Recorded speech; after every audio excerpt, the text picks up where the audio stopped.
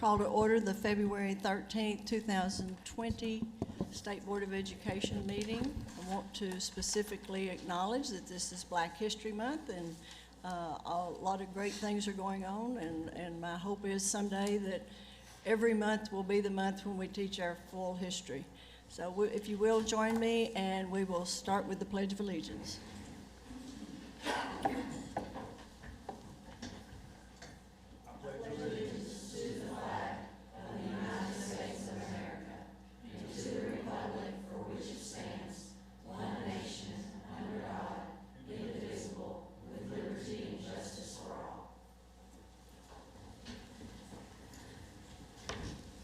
Thank you, Dr. Hill.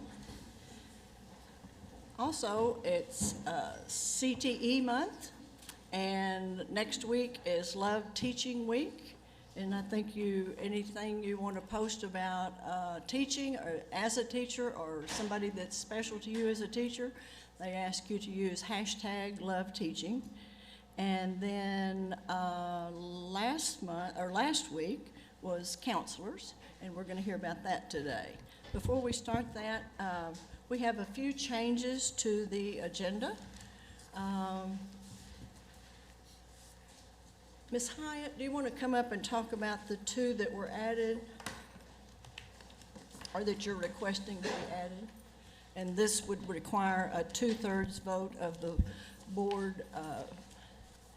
I will acknowledge that Ms. Dean is out with a family concern, but Ms. Chambers, who is out, and Ms. McFedridge, who is out, are both phoning in.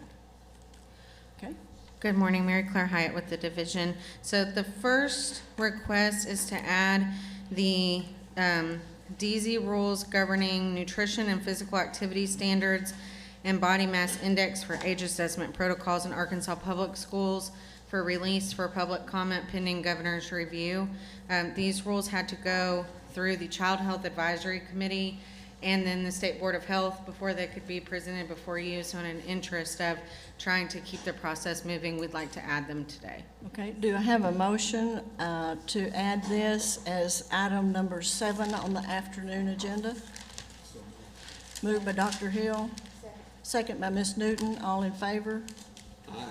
Opposed? Aye. Okay. That will be added as number 7. And then the second one, Ms. Hyatt? The second one is the rules governing standards for accreditation for Arkansas Public Schools and school districts. This is for final approval. Just a little bit of information.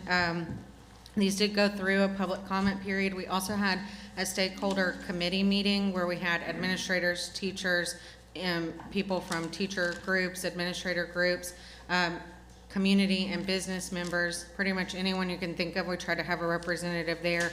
We presented these to the Joint Education Committee on Monday, which is why we hadn't put them on the agenda yet, because we were waiting to see what kind of feedback we were going to get from the legislature. And so we request that they be added for final approval so that we can go and present them to the legislature for final approval before the fiscal session begins and they stop meeting for a little while. Okay. Do I have a motion to add this as item 8 of the afternoon action agenda? Moved by Ms. Newton. Seconded. Second by Mr. Peckron. All in favor? Aye. Okay, motion passes. Thank you. We also have 2 other changes to the agenda. One would be case number 12 from the consent agenda has been moved to the action agenda as item 2 of the morning. And also on the action agenda, item 7, on the consent agenda, number 9 will be moved to the action agenda for consideration for moving till the next month as well. Number 9 of the consent agenda. did I state it incorrectly? I just want to make sure, so when I'm taking notes, I'm looking at the agenda for today, and so just make sure I got the right cases. So number 9, Miss Allenbaugh's case. Yes. For next month's, so that one was the one where the educator had noticed, but is Right. withdrawing their acceptance, so it's going to proceed to an evidentiary hearing. So that one won't come back for the board until after they have their hearing. So it'll go back to PLSB? Yes, ma'am, that's Okay, correct. Okay. And then, And then it may or may not come back to us. correct. Okay. And then, Mr. Philip Lane Scoggins, is that one being moved for next month's action agenda? That's number 12 on my agenda. Okay, number 12 on mine was Pennington. Is that not accurate? Yeah, so I think that request had already been presented by a member to have that moved. So the official agenda was changed. That was originally item 12. It's now item 2 under the action agenda. So Yes, okay. That part I had, I just didn't realize that the numbering had changed. That's what happens when I plan ahead. Okay, so item 12 is, yeah. The Thank you. former item 12 is now number 2 on action agenda, but the other items, other than Ms. Allenbaugh, stay as the same. Thank you. I apologize for interrupting. I just want to make sure I have. No, notes. no. Thank you. Did you say that, I'm sorry, did you say something that happened with Philip Lane Scoggins? So, correct, Mr. Scoggins had originally rejected the recommendation from the PLSB. He did have a hearing, and then he ended up accepting it. So, because we were proceeding to have that as an action agenda item this month, but he ended up go ahead and accepting the recommendation from the PLSB. So we moved that to the consent agenda. So it is as is on the consent? Correct. Okay. So it's still, it was there originally and it's still there. Okay. Okay, and don't ever apologize for interrupting. We want to do this correctly. Thank you. Okay, everybody got those notes made? All right, now, we don't have the National School Counseling Week?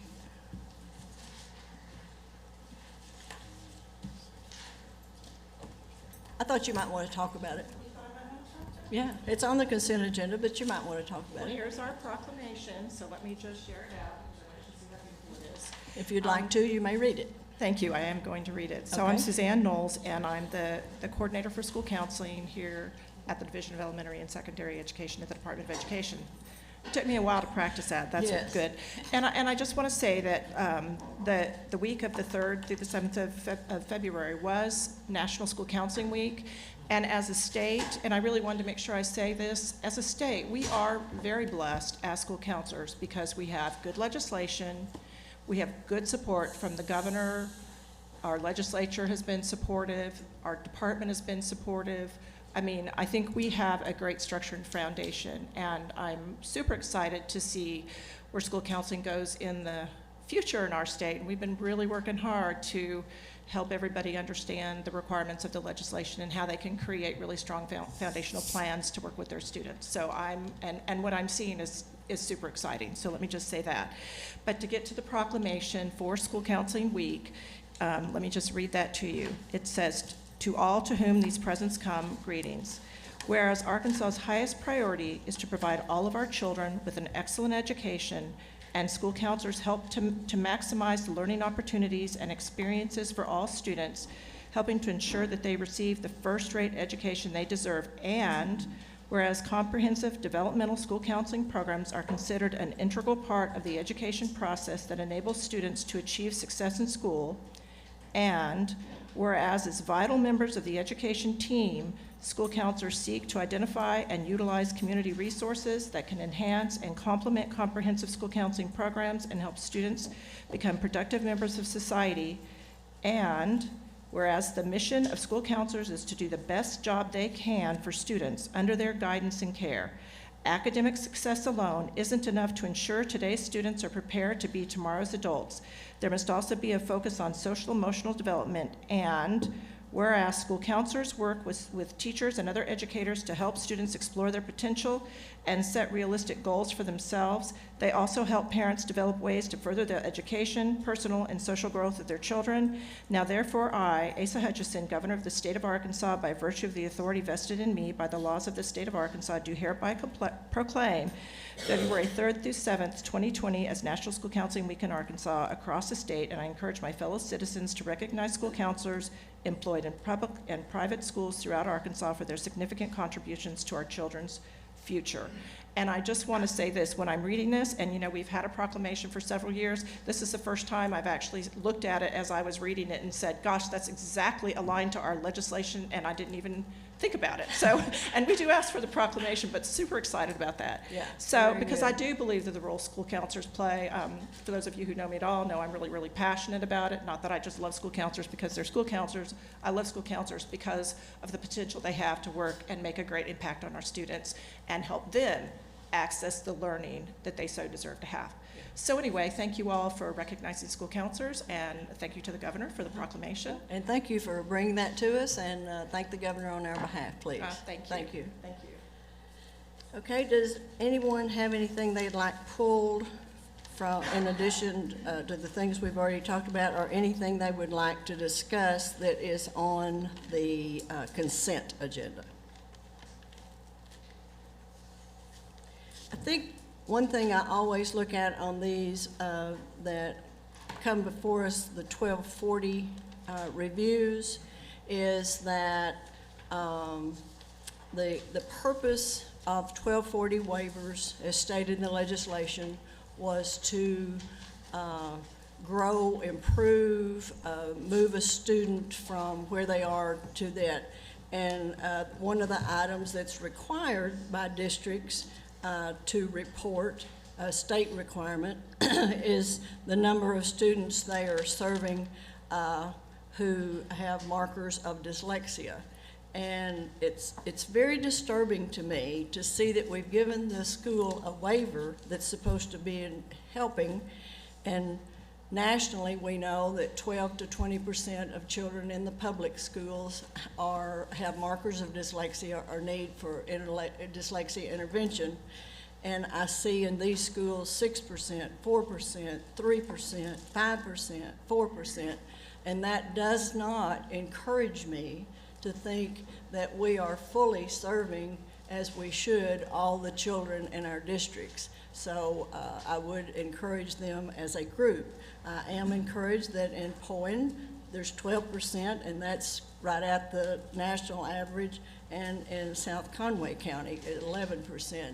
But I wish the superintendents and the school boards in these local schools will really focus, because sometimes when you look at the reading scores in these districts, you'd think if they were just serving the kids that have markers of dyslexia or who in fact are dyslexic, they could probably bump that 10 or 15% on their reading scores for children to be close, ready, and exceeding. So that's my sermonette for today.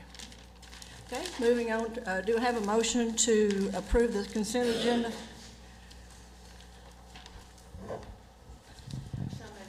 Moved by Ms. Newton. Second by Dr. Hill. All in favor? Aye. Opposed? Thank you. Can I ask a question? I mean, now that Sure. we've approved the consent agenda here, Right. what, I mean, we had,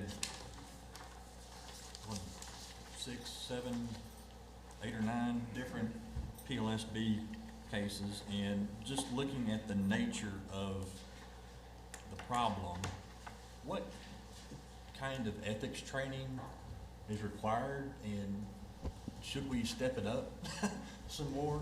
Mr. I don't want to get James? into what all these violations were, but good grief, And it's every month. every month. Eric James for the division.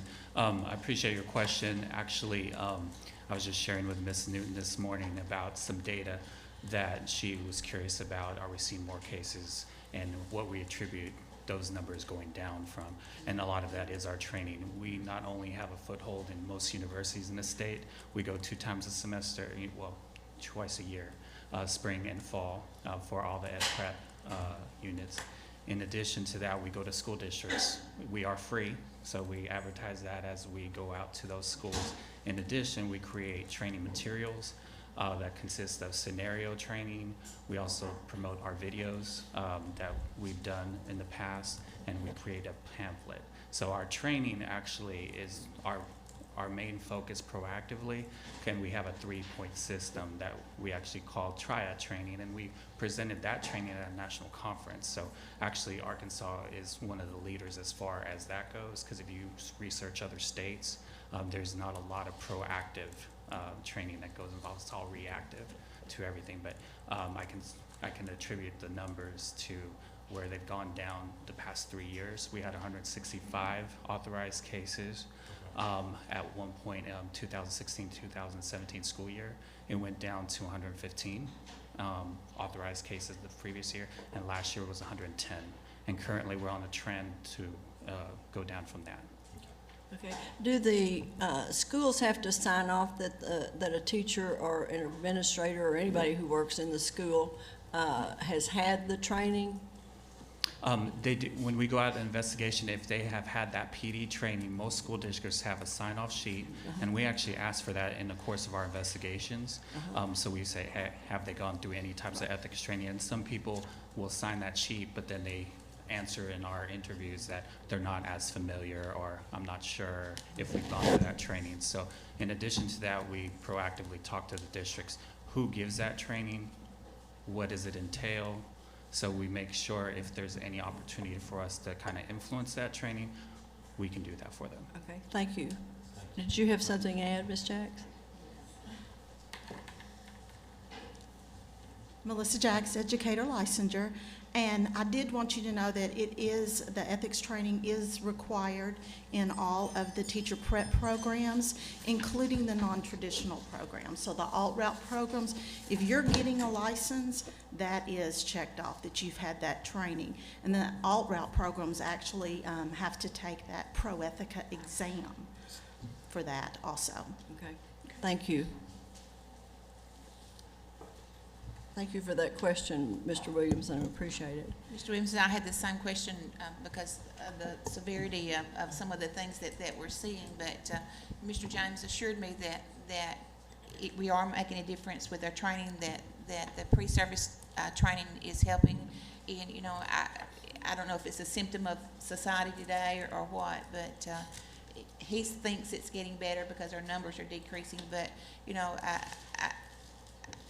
I always want to do better because these things are things that are affecting kids, you know, and these are things that are affecting kids lifelong, not just at one time. And so this is something that we've got to get right. And so I'm encouraged by the pre-service training. I remember going through ethics training myself, and it's part of the beginning of the year training that you get when school starts. And sometimes I'm not sure that we give it enough attention, you know, the importance that it needs to get. And so, you know, I don't know if there's something that we can do better or what, but, you know, I agree it is a problem, but, you know, I don't know if there's anything that we can do about it. Yeah, I think as a society, our moral Yeah, code has I agree. shifted, and, Right. you know, there may be fewer, but, I mean, I got embarrassed reading a couple Me of too. these cases. Yeah, me And too. I was in the office by myself, Yeah, and I just, it's just, yeah.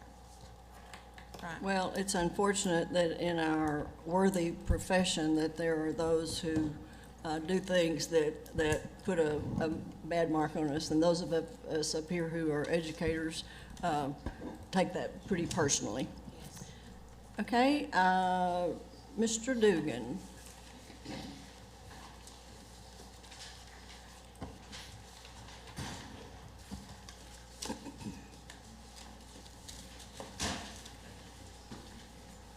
Good morning, ladies and gentlemen of the board. Taylor Dugan with the PLSB, Arkansas Department of Education, Division of Elementary and Secondary Education.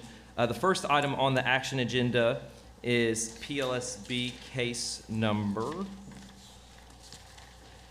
18091.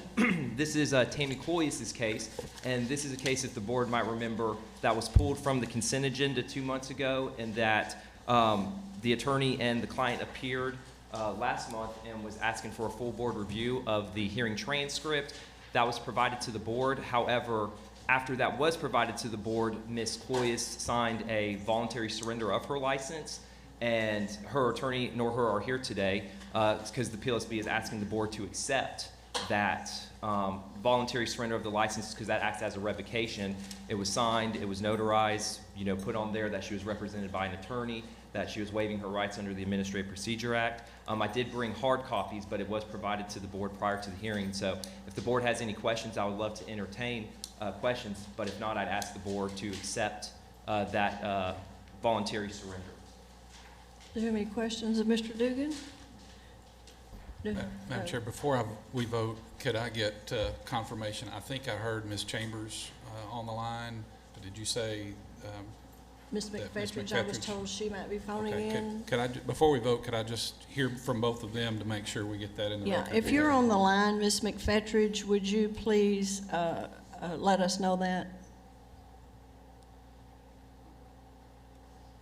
Okay. And Ms. Chambers, you are there, right? I am, thank you. Thank you, Ms. Chambers. Okay. Do I have a motion to accept this educator's voluntary surrender of her license? So moved. Moved by Mr. Pecron, second by Dr. Hill. All in favor? Aye. Opposed? Motion passes. Okay. Next, number 2. And number 2, Ms. Zook, is PLSB case 20016. This is the case with Mr. Bobby Pennington. The recommendation from the Professional License Standards Board is that he was in violation of Standard 2, and that the board we recommend a 2-year probation, excessive $250 fine to be paid within 90 days of the state board order. Excuse me. And that he's required to complete the following trainings through Arkansas IDEAS. He'd have to take the Code of Ethics training. He'd also have to do the Culturally Responsive Teaching Theory, Research, and Practice, which is 384 pages. He would also have to read the 85% Solution, How Personal Accountability Guarantees Success, No Nonsense, No Excuses. He'd also have to read Title III, The Power of Paradox, How We Gain and Lose Influence. He would also have to read How to Be an Anti-Racist. He would have to provide the PLSB with a written reflection of how these trainings had impacted him. This was an item that was placed on the consent agenda originally. Mr. Pennington had accepted the recommendation of the board. My understanding, there were folks that want to make public comments on this, and I believe there might have been a list, Ms. Zook, that was provided to you. Yes. So ask that those people be allowed to make public comments on this action, and that the decision for the board today would be either to accept the recommendation of the PLSB or table it for next month. And the reason why is so that way we can give adequate notice to the educator and their attorney, so that way they can come and also bring their people to make comments if they would like to, and then decide whether or not he would like a hearing or something like that. Okay, so it's my understanding that we need a vote from the board to take public comment, even though they signed up ahead of time? If they signed up ahead of time, no. Okay. But if they did not sign up and they're wanting to make public comment, then yes. Yeah, I think the ones that I've got here did. Secondly, there would be 2 things we would be voting on, to either uphold the settlement as recommended or to table until next month. So those will be the 2 things we'll be voting on later. And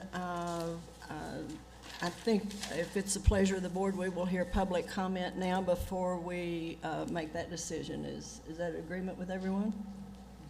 Okay. First, I have Johnny Smith, sorry.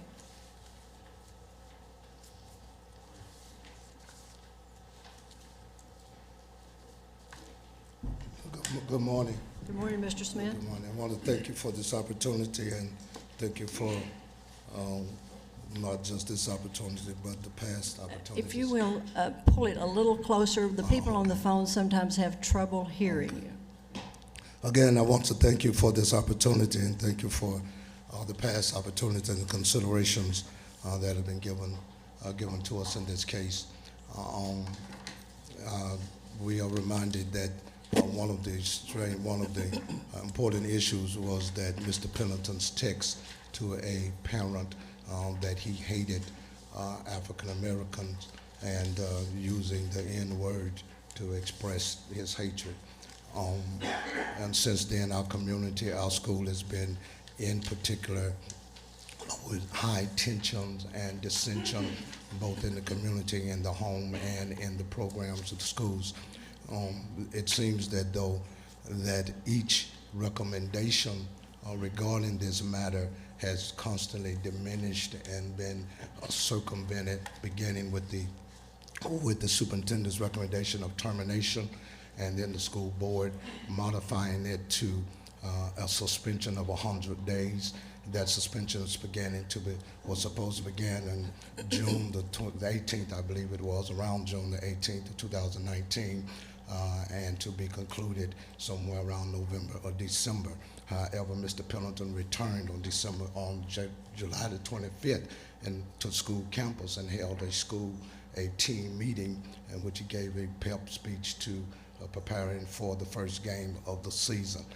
The other thing was to give an apology that he was supposed to have given to the community, and did that in some kind of article in the newspaper. The suspension was then, we thought was supposed to be 100 days. It was then reduced because there was the intent of it being calendar days or contractual days, which we believe was the inclusion of weekends, in which contract did not cover his working on weekends. And so he returned earlier, and the days seemed to be reduced to around 70 days, 73 or more days, but not conclusive 100 as we considered. Upon returning to the school, he was confined to the field house, and parents who, during the athletic activity, and students who did not want to be under his supervision had an alternative to go to a classroom, which by staff and others for athletes who didn't want to be under supervision was labeled the quitter's room. And they had to deal with the emotions of being labeled a quitter because they want to play. Now there's a reassignment to our elementary school. And we believe that places him over even more vulnerable children. And so we want to ask you to consider removing him from the supervision of our children. If not suspending license, and not those kind of things, reassignment where he does not have to supervise our children. I want to thank you for this, and athletes have been affected. We had an offer, one of our athletes was offered a preferred walk-on opportunity from the Arkansas Razorbacks. And his stats were outstanding, but that offer came because he only played 4 games. And that he and other star athletes didn't play after Mr. Pendleton returned. Thank you. We thank you. Alice Love.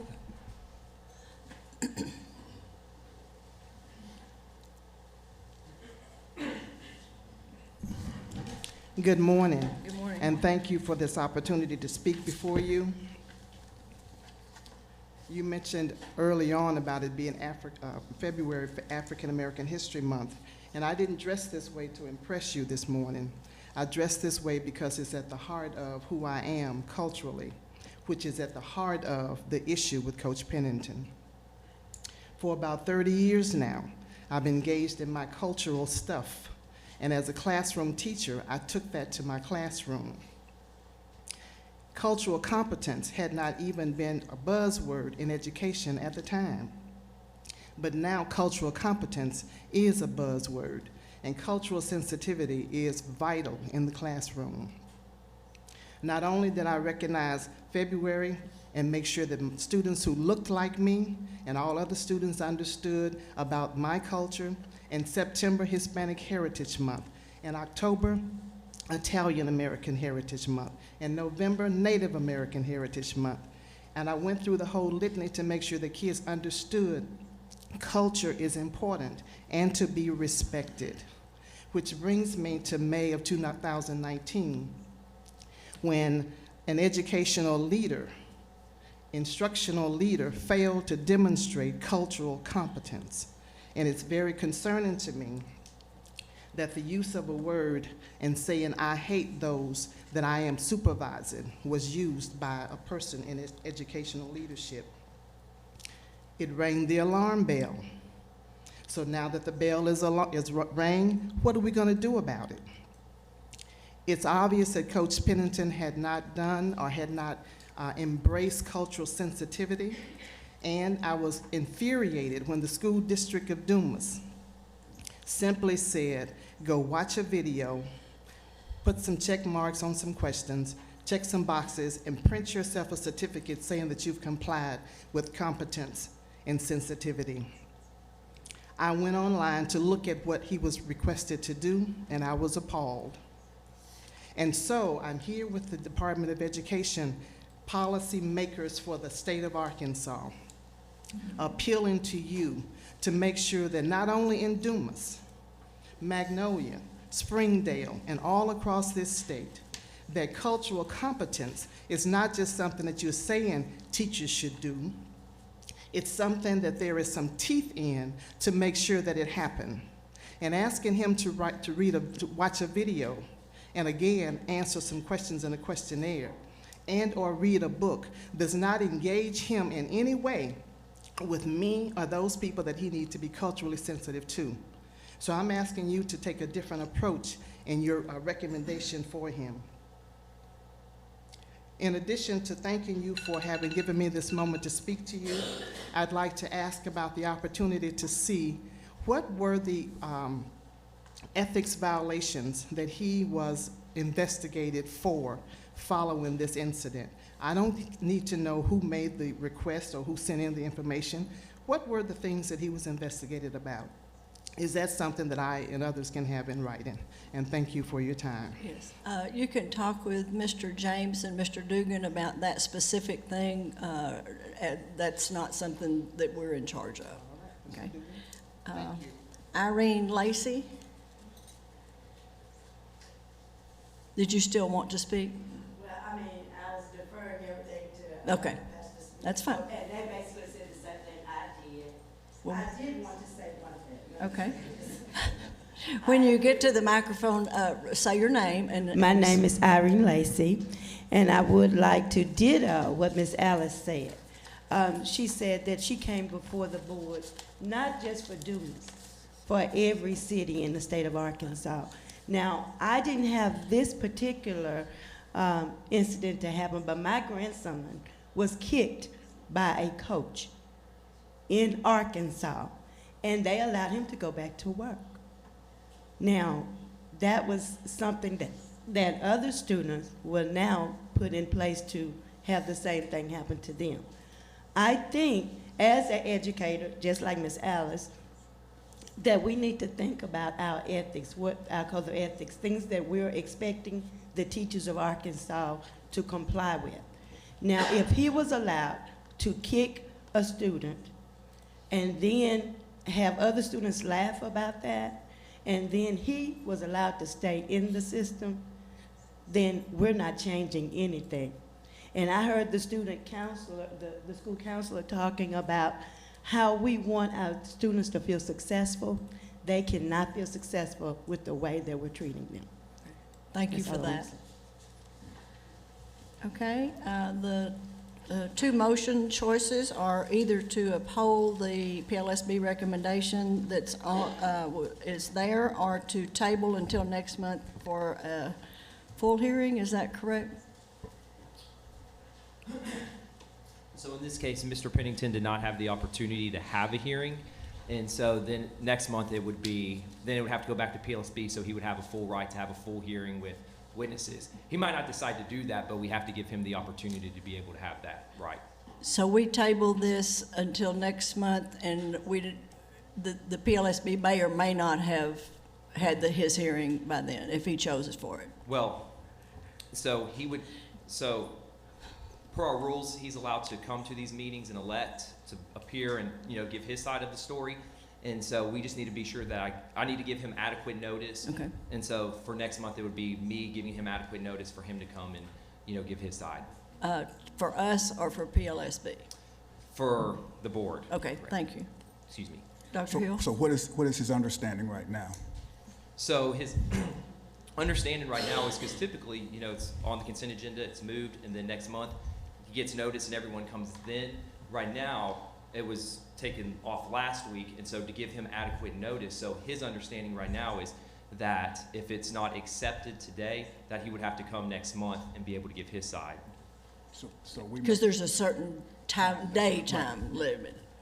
There's a certain number of days when they have to receive notice, right? Or just that he has notice that he can come to one, because usually it would be a review meeting, and he has to have notice that he can be able to attend this review meeting.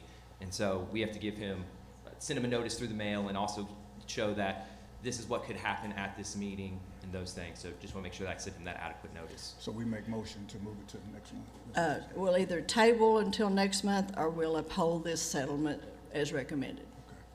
All right. I make a motion with table to next month. Okay, we have a motion by Dr. Hill, Seconded. second by Mr. Peckron. All in favor? Aye. Opposed? Okay, would you please take care of making sure he's notified? All right, number 3.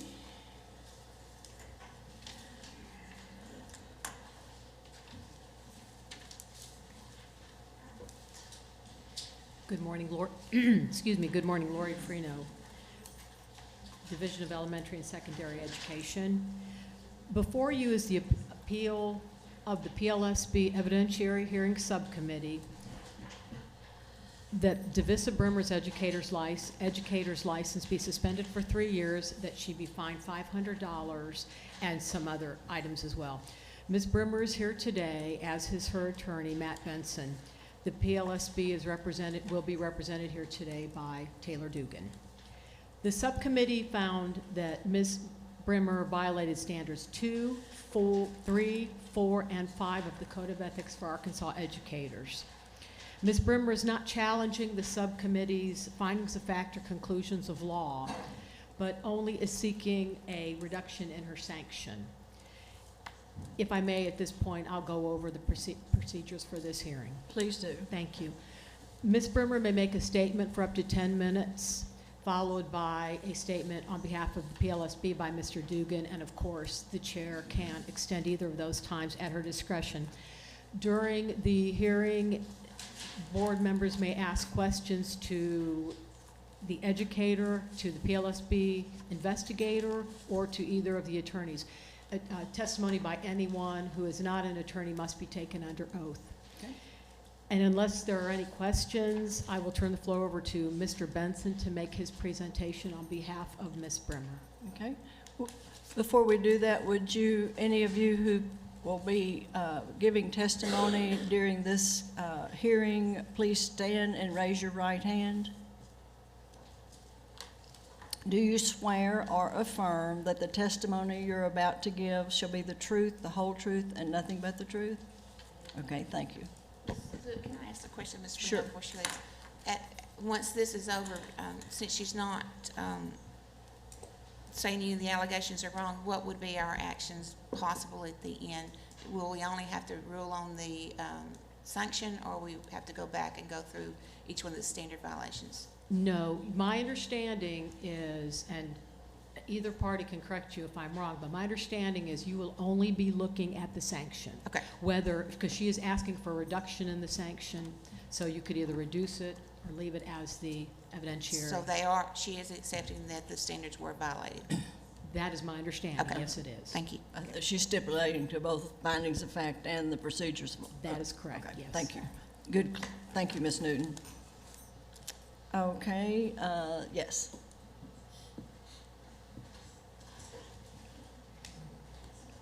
If you will identify yourself for the viewing audience and for the record. Yes, ma'am. My name is Matthew Benson. I am an attorney from Fayetteville, and I represent Ms. Brimmer in this matter. ladies and gentlemen of the board, I certainly, we appreciate the opportunity to be here and to visit with you about this matter. And I certainly appreciate the complexity here and the amount of documents that you guys have been provided with.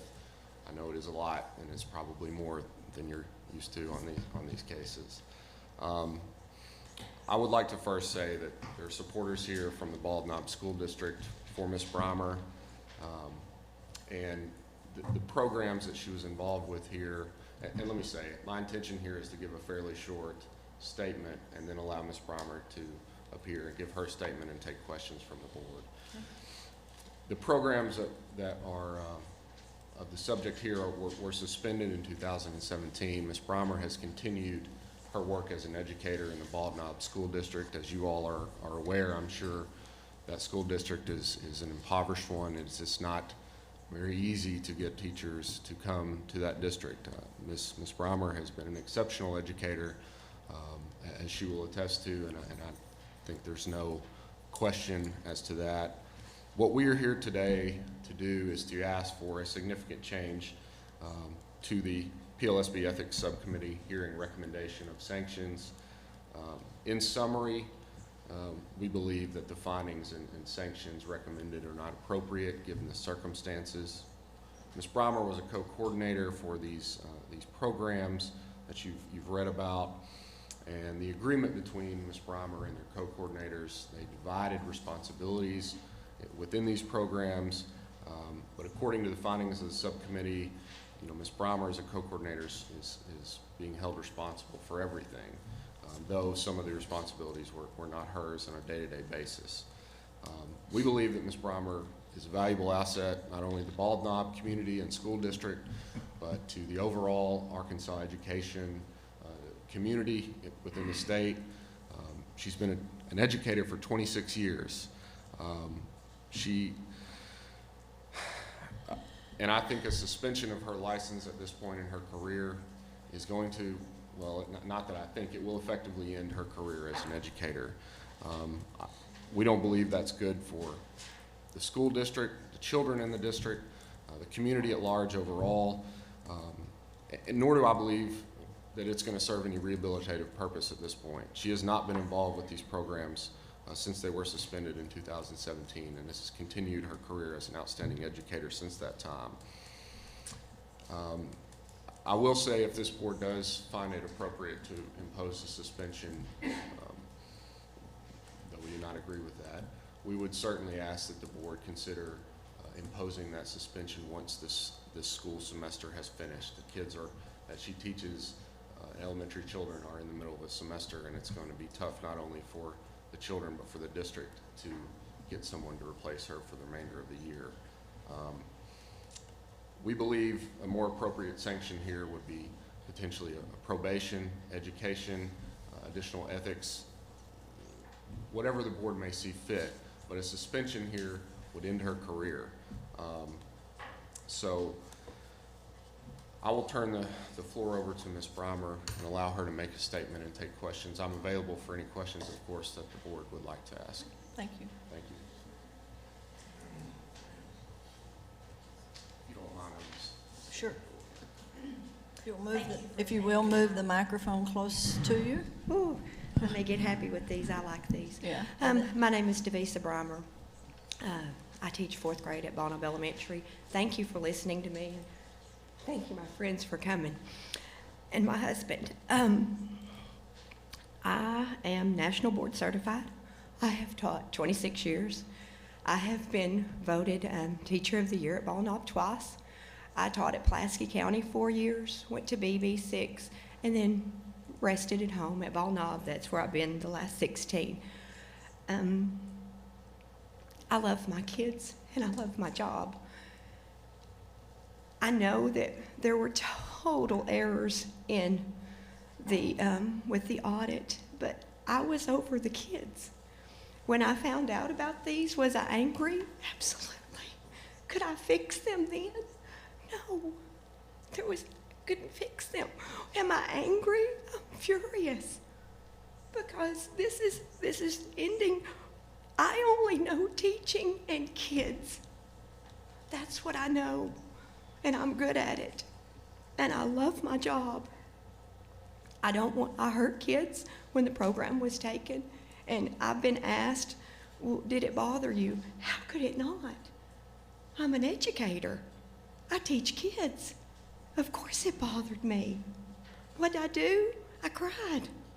And then I went to work, and I went every day with a smile on my face, no matter what was going on with this. This has been over my head for 3 years. 3 years. And I went to school every day, and my kids know nothing. They don't see me sad. They only see me teach. I ask that you look at what 3 years, it does. It ends my career. It does. But can you not look at that and look at the good that I've done? Stop flipping through the audit and think about what I've done with kids. My team wouldn't be here if they didn't think I was good. That's all I ask, is look at me. Come to my school, watch me teach. I won't put on a dog and pony show for you. I love teaching. But don't hurt my kids and me. Because I didn't do the budget. I was asked, why didn't I ask questions? Well, Miss Cloyce was helping Miss Garr with the budget. Why would I ask them questions? My responsibility when it was divided was the kids. That's what I did. I took care of the kids. I left school at 3. I went to the cafeteria. We tutored. We went to Russell.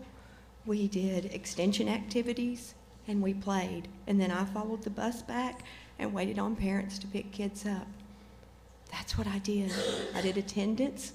I was the one that was the lazy one between the school district and myself. When teachers had a problem with a kid in my program, here they came. Miss Brymer, help. And that's what I did.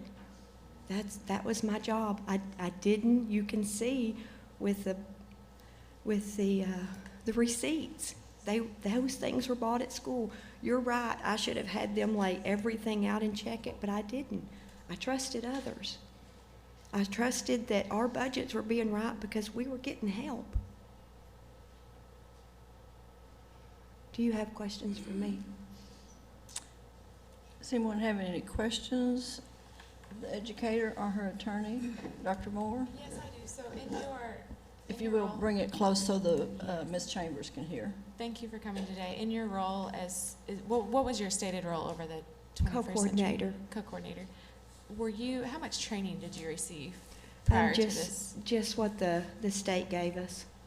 We would go and, I mean, it was, we had one at the school, and then when we moved it to community-based, it was overwhelming. It was absolutely overwhelming. We worked all summer to get the building ready, and then we had 200 kids that wanted to come, and it was, if the first year would have continued that hard, I would have had to step down. It was overwhelming. It was hard. And so when Renee would buy stuff, she would call, or she says she would call and talk to Mr. Graham or Miss Cloyce, and they would say, yes, you can buy that, and she would go buy it. I mean, I was at school teaching kids, and then I left from school, and I taught some more. We had a whole bunch of kids our first year. It was hard.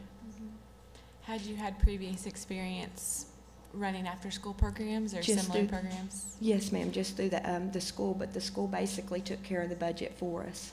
Okay, so then this was a shift to the Yes, community. ma'am. So at that point in time, did the way the budget and the way purchases were made, it was changed? It was because we would ask, or Renee would ask, and they would say yes or no, and then she would justify, and they would say, okay.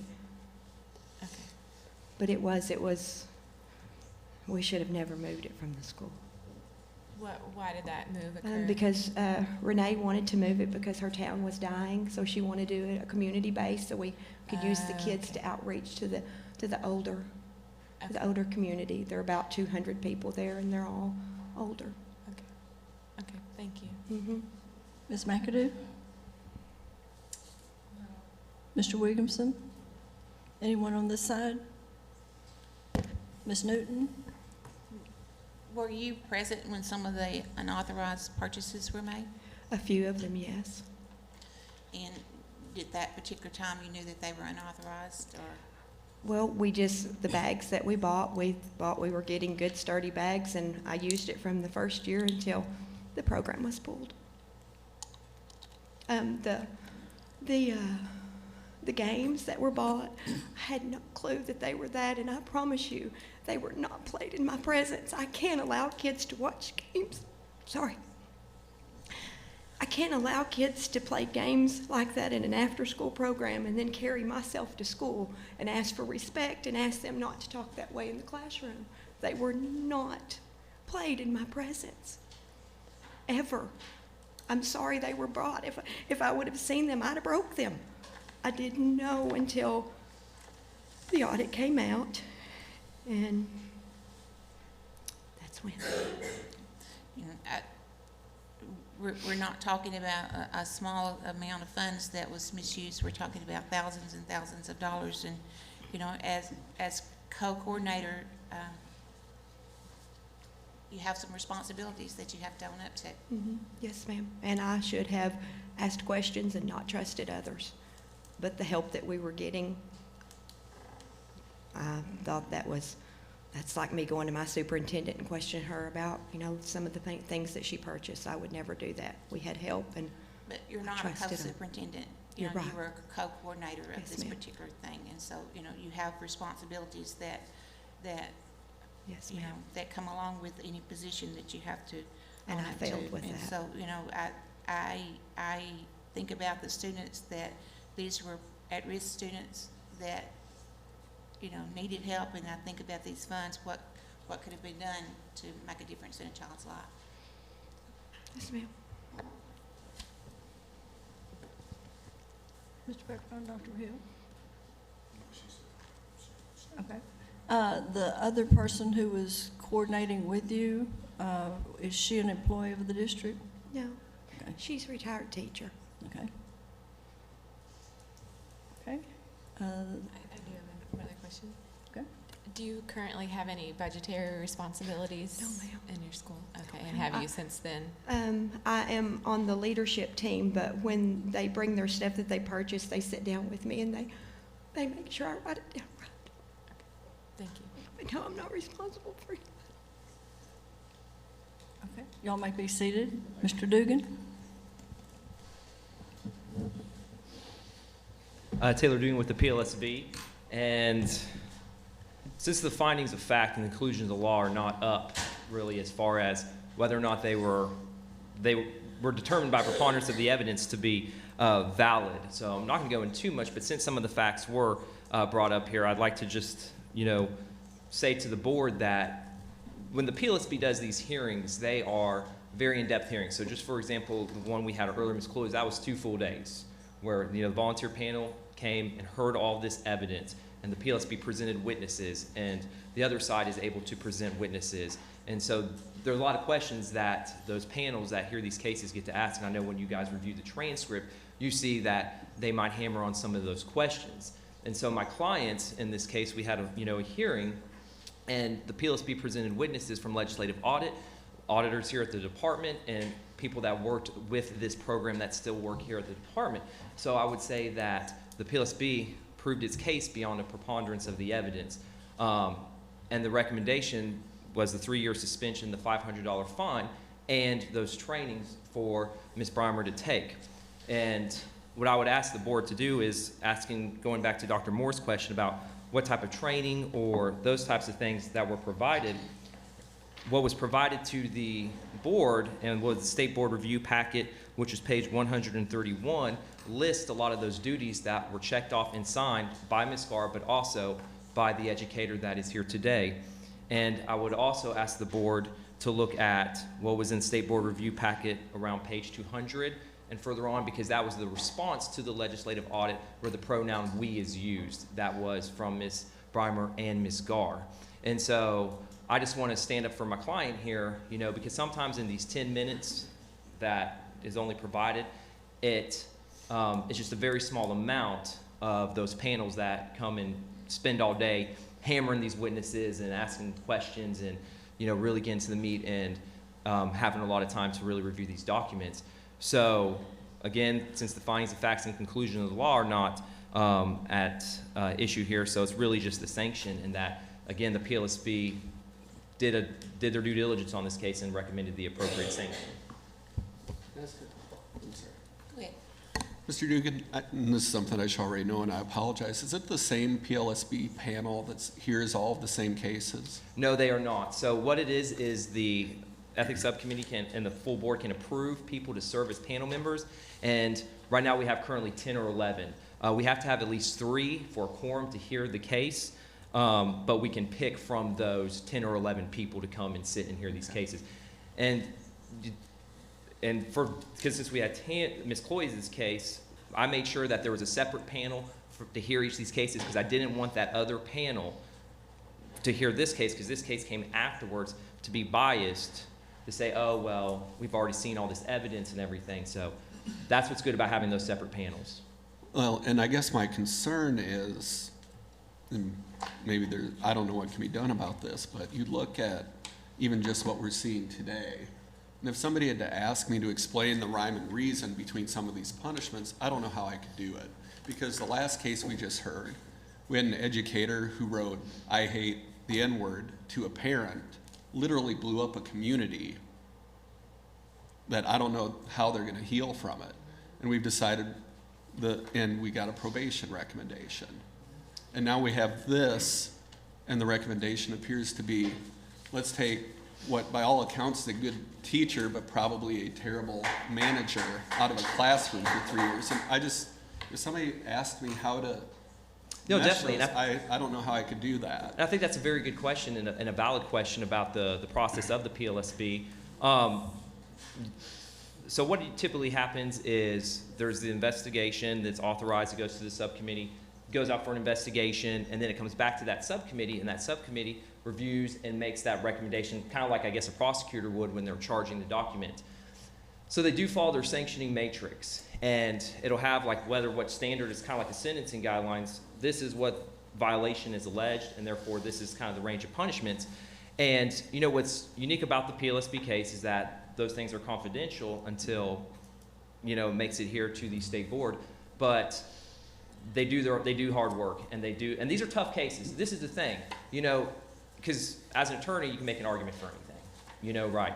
And so the case that we heard earlier, the PLSB subcommittee could look at it as, this is a district issue. Is this so much, that's a job issue, is this so much a suspending of someone's license issue? Because I can say on the case that, talking with earlier today, Mr. Pennington's case, the subcommittee that heard it, it was a diverse panel of people that heard it, that reviewed, Mr. Pennington's side and also the side that's here today, and took all of that into account as far as when making their recommendation. And so I know it's difficult for the state board because they don't have all those, like in this case, the thousands of pages of documents, or the surveys that was done, by PLSB as far as other people in the community. And so that's, again, good thing for next month to have Mr. Pennington come here, because always there's, 2 sides to every story and get to present. So yes, but they're tough cases. Yeah, and I certainly don't mean to insinuate that the PLSB doesn't work hard or that they're not doing a good job. I've just seen in my time on here that we get some results. And, when you look at some of the other things that we had in the consent agenda, like Mr. Williamson said earlier, I'm not going to go into details on them because they're confidential, but I know some of the ones I'm talking about that involved inappropriate behavior with students, for example, and we're giving a 1-year suspension or a probation. And I just don't, I think it reduces trust in the process when we get results that seem inconsistent. And I can understand some of the frustration that the people out here today are probably feeling when they see that. And I just wanted to. No, definitely. And I think it's also something, looking at cases is, you also have to look at, and I'm not using Mr. Pennington's case example, just using cases in general, is sometimes, like one that was on the consent agenda, put in our rationale, is you got to have witnesses to prove your case. And that's the thing. And sometimes, witnesses they don't want to come. And some of them, they might be students. And I'm not going to force a subpoena against a child, to come to court. And so you kind of look at your case and go, who are my witnesses? Who are we going to want to come? And so then you kind of it might not be the ideal sanction, but it's like, hey, this is the sanction we can get because this is how strong our witness is, or this is how strong the case is, or who will come to the hearing. So those are other things that are taken into consideration with it. And I don't mean to take it out on you. I think I just ended up with two cases here, one against each other, one right after another, where I think we went way off the rails both times in different directions. Mr. Dugan, could you go through the rationale and specifically for this particular case, the mitigating and the aggravating factors on this particular case, why they landed at the 3-year suspension, please?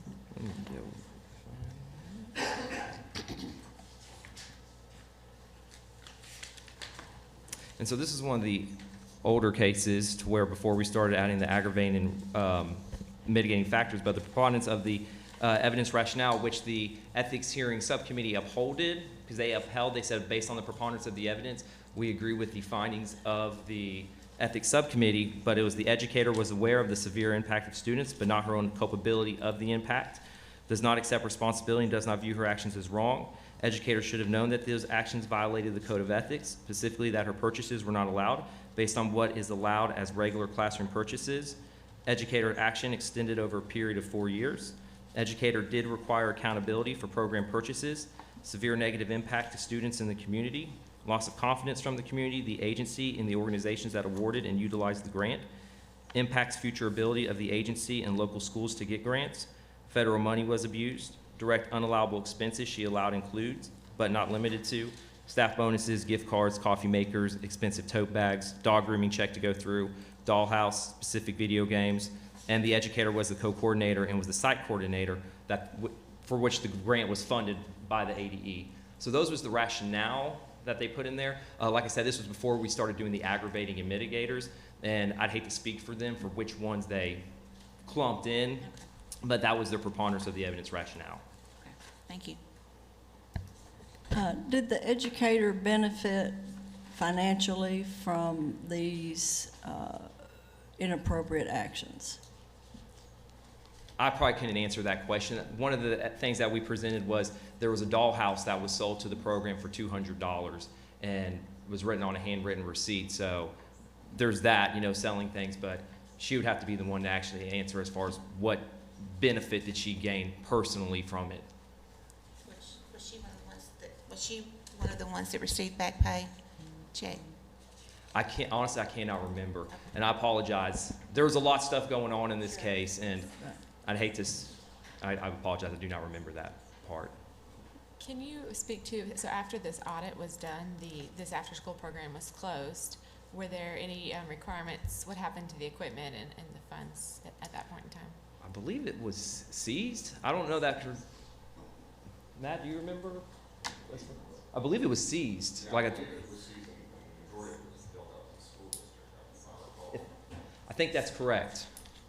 Okay, and this was a federally funded program, is that correct? Correct. This was one of the 21st century grants. Okay, so ramifications for federal funds. Ms. Kaufman? Deborah Kaufman, Department of Ed. We have a procedure, a standard operating procedure in instances just like this, if a grant is suspended or closed, then materials are recuperated and they are distributed to like programs. So we do that for close a charter, close a 21st century program. Anyway, we have standard operating procedures we follow with all materials. Okay, thank you. Does that answer your question? Okay, yes, and there were no charges filed.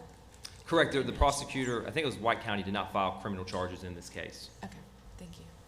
Mr. Secretary?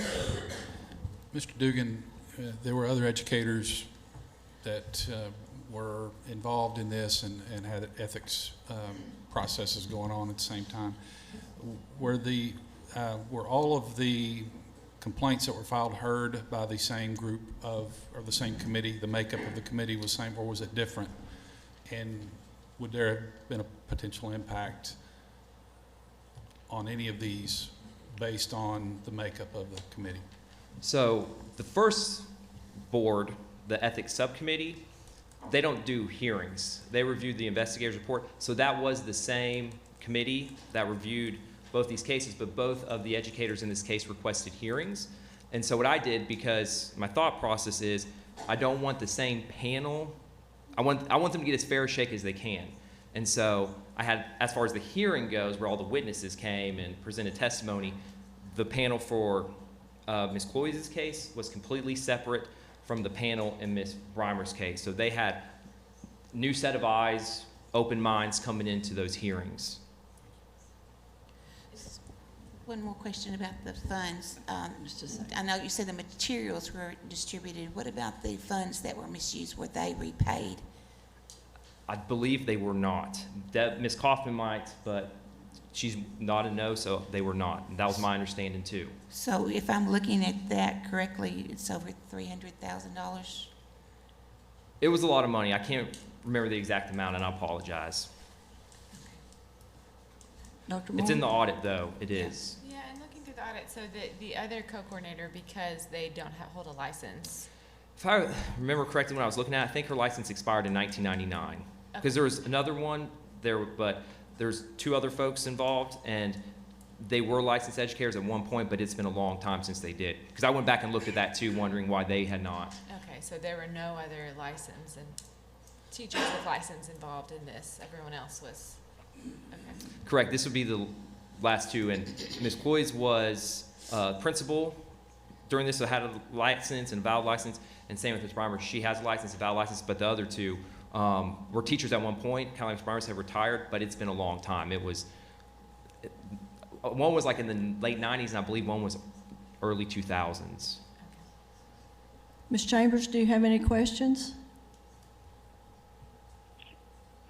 My question, it may have been just not hearing it correctly. So as you're talking about other individuals that were involved in this, and the case that Mr. Pekron was referring to in particular, I think, were the outcomes, while there were different committees that heard the evidence, were the outcomes different? I didn't understand that. So, yes, so going back to Ms. Chambers on how the process works is it goes to this first committee, and they're called the ethics subcommittee, and they only see reports, Ms. Chambers, and then they make a recommendation that's sent to the educator, and then that educator can accept that recommendation, and if they do, then it goes before the state board per our rules as a consent agenda item. And that's what happened with the case, Mr. Pennington's case. That one, he accepted the subcommittee's recommendation and then didn't ask for a hearing.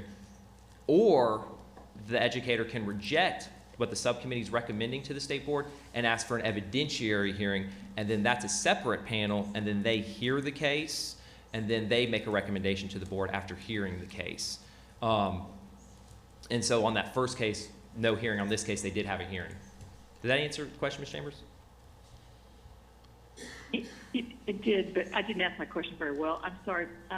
Taylor, so I'm just interested, and it may be inappropriate, but I want to make sure I'm clear on my question.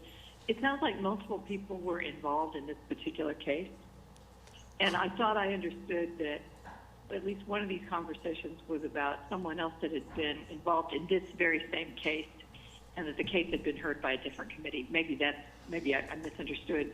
But my question is, have others been involved in this, and would the treatment or findings or conclusions be the same for each individual that was involved, or are they individuals and the concerns that have been raised about those individuals so different that a comparison would be inappropriate? Could you help me understand that? Yes, ma'am, definitely. So there were 3 programs that were involved in this, and so one of the persons that was involved was in a separate one of these 3 programs, and so it would probably be a situation where you have to look at that one particular program and see and assess each program. So it could be different for one of the other 2, but I would say the other 2 that was the co-coordinator with Ms. Breimer in this case, it would have been similar.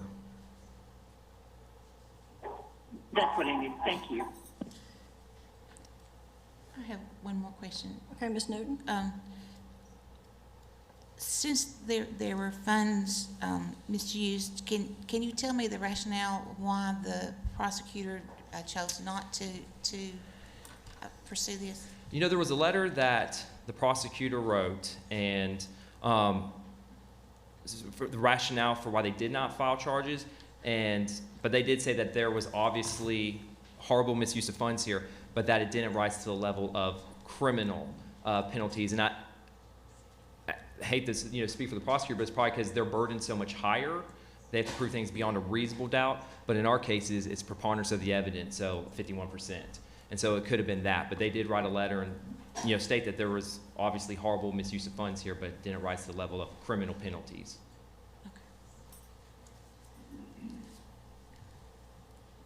Anyone else have questions of Mr. Dugan or the other party?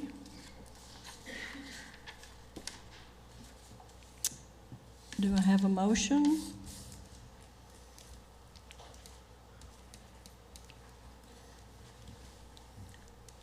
I'd like to make a motion. And Mr. Pecron?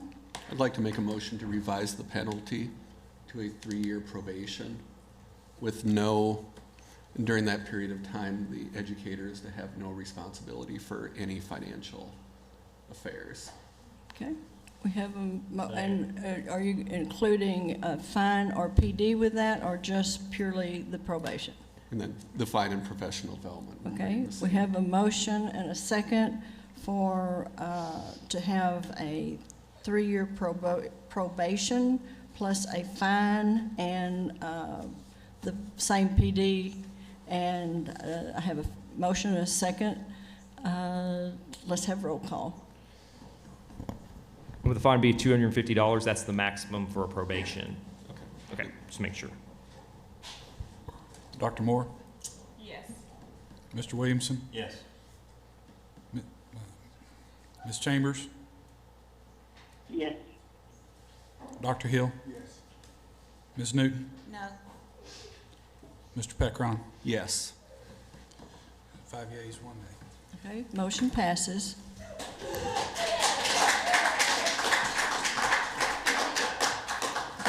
Okay, y'all may be excused because I'm assuming school's going on and they need you there.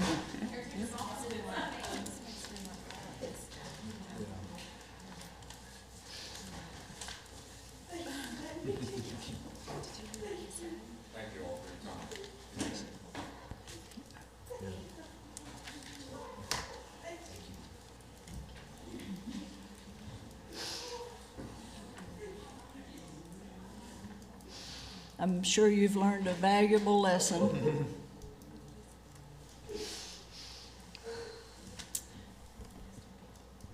Mr. Dugan or Ms. Freno?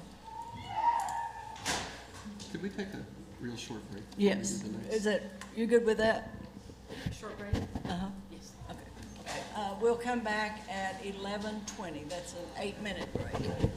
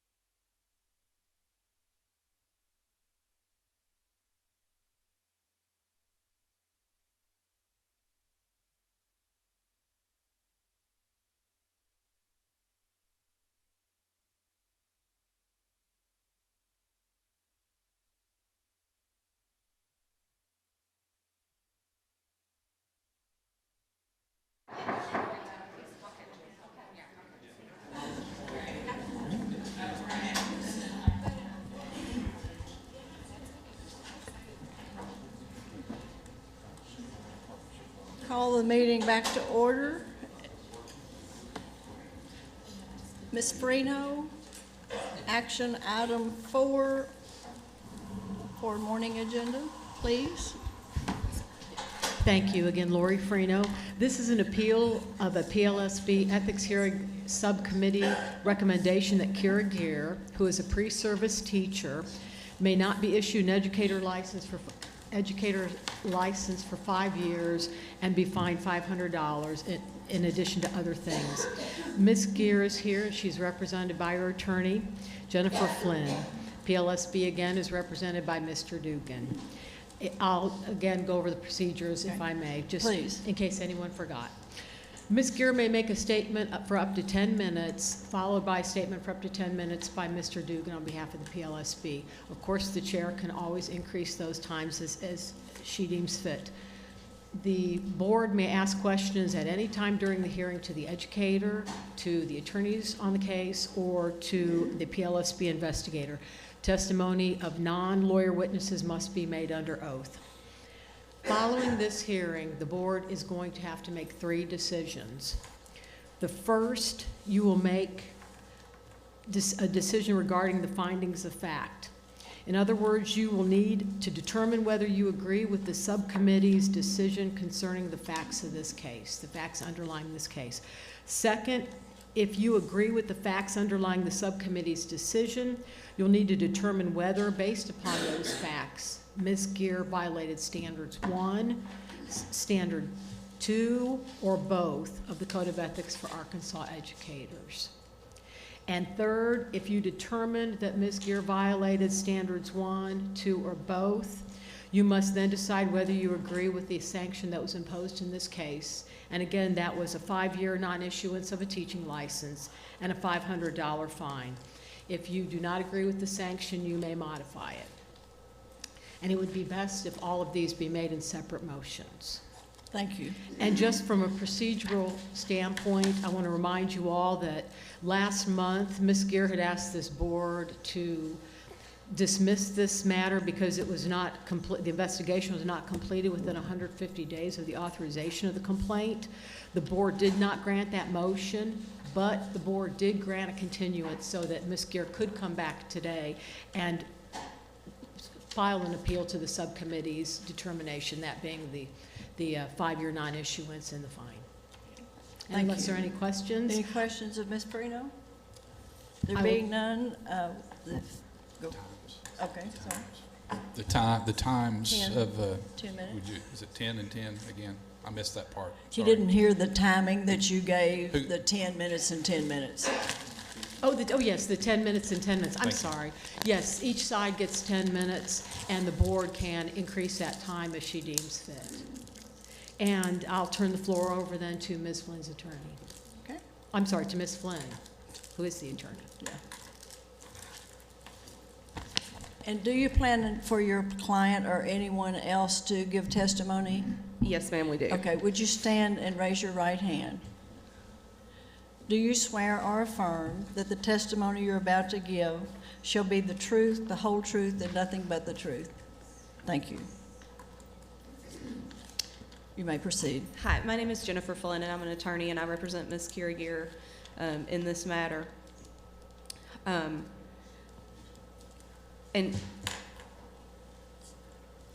Ms. Gear is here because of inappropriate conversations or inappropriate comments that were made in front of students. And this is, you can find these specifically, I believe it is on page 2 of the board packet. That is the final determination and recommendation from the evidentiary hearing. She did have a hearing before the PLSB in this matter.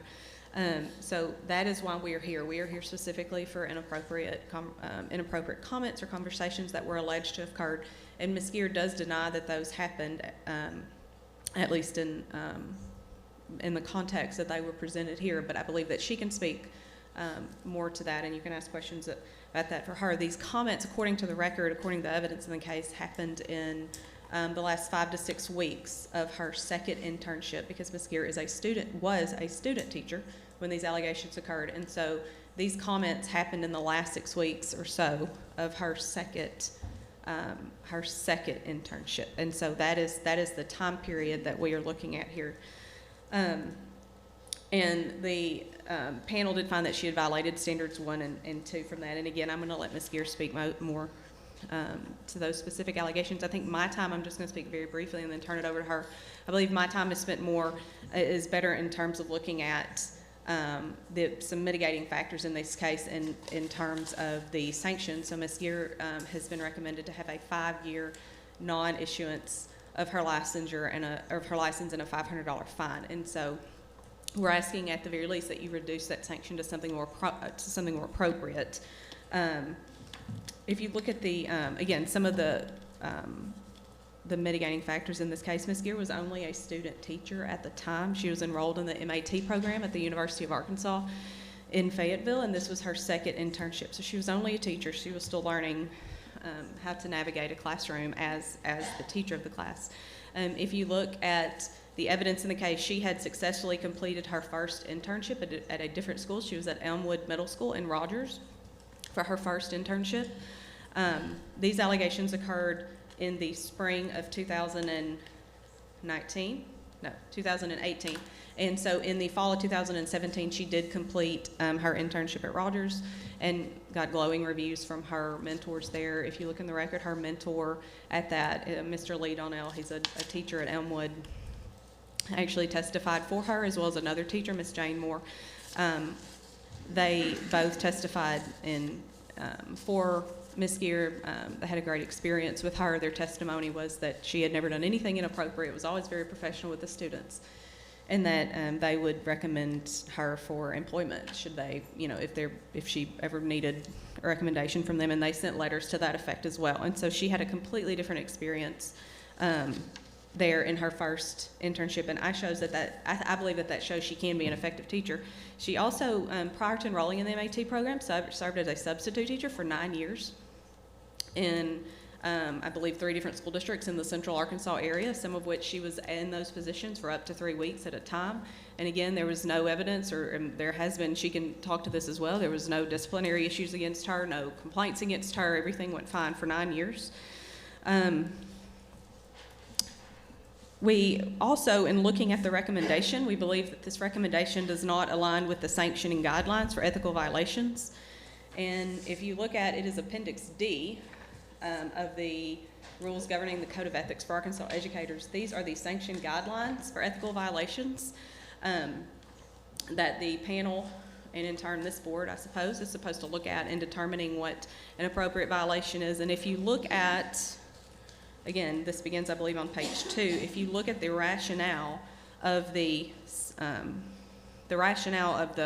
panel, their rationale for finding a 5-year suspension was that there was prior history of similar behaviors. Again, that's not in the record. There was, again, we're talking about 6 weeks. That's it. Low to moderate negative impact on students, and the educator knew the behavior was a violation. And if you look at these particular guidelines, again, they recommended a suspension. That is a level 3 sanction. If you look at the weighting factors of that, you'll see that nothing in this case nothing is presented here that falls into that particular sanction. We believe that a level 2 sanction, something along the lines of probation, would be more appropriate. And finally, before I turn it over to Ms. Gear, I just want to bring it to the board's attention that she is a student. She was a student. She's waited 2 years, almost 2 years from these allegations occurred in the spring of 2018. She's waited almost 2 years to be able to know whether or not she can pursue a career as a teacher. Unlike a licensed teacher, even that you saw today in the last hearing, they come to you, they're allowed to keep their license through this whole time, and nothing happens against them until this board acts. Well, in this case, because she was a student teacher, she's not had that opportunity to really teach or seek any other kind of licensure during the 2 years. So it's our position that just because of her circumstances, she's been in limbo for the past 2 years. And now I'm going to turn it over to Ms. Gear, who's going to be able to talk to you. Thank you. When you come to the microphone, if you'll get close to the microphone, and if you will identify yourself. Have to get it down, I'm short. That's good. No, take it off. Okay, Thank you for the opportunity to appear before you today. My name is Kara Gear, and as my attorney said, that during this time I was a student teacher from the University of Arkansas at the through the MAT program, and I'm just asking for the recommendation to be, I guess, lessened, because I was still in the process of learning how to present myself in a classroom. And as this did happen in the final 6 weeks of my second internship, I was kind of put into a weird position for my second internship. I started out in one classroom with one mentor, and in between that, I had to switch to a completely different classroom and a completely different mentor, and basically learn 150 new students in 6 weeks. And I was taken from, at no fault of mine or the school district, I was taken from a class that I was 100% comfortable with. I was teaching U.S. history to 11th and 12th graders, which that is what my dream would be. And I was placed with a second mentor, and I was moved into a 9th grade class teaching economics, and that is one of my weakest subjects in the entire social studies group that they have. So that was really scary for me to have to switch in the middle of the semester and do that with 6 weeks left. Have you finished your education and and passed the praxis? No, ma'am. During the time I was a student, I have taken Praxis 1, and I have taken the I guess what we call Praxis 3, the teaching and I've passed both of those. I have not taken Praxis 2 yet because I was placed on hold in May of 2018. Okay, thank you. Anybody else have a question of her at this time? Dr. Moore? Yes, I do. So you had 2 internship experiences. Your first internship experience, what age group were you working with? I was teaching a 7th grade geography class. Okay, and in your time as a substitute teacher, what age groups were you working with? Anywhere between 7th through 12th grade. I never did anything lower than middle school. Okay, so you had lots of experience with high school students? Yes, ma'am. So the allegations that were made against you, are you denying them at Yes. that point? And both from the students and from the teacher you were with? I am very sorry at the way that this has gone. My boundaries weren't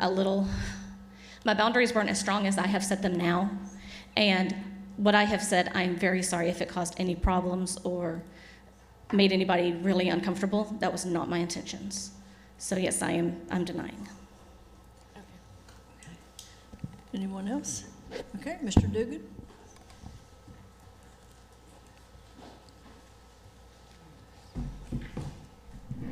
Taylor Dugan with the PLSB, and since what is in front of the board today is also the findings of fact and the conclusions of law, I'd like to reserve a little bit of my time to discuss those. And so Ms. Flynn had referenced what was in the PLSB State Board Review Packet, pages 2 and on. I'm going to refer a little bit to that also as far as what the findings and recommendations were from the PLSB Evidentiary Hearing Committee.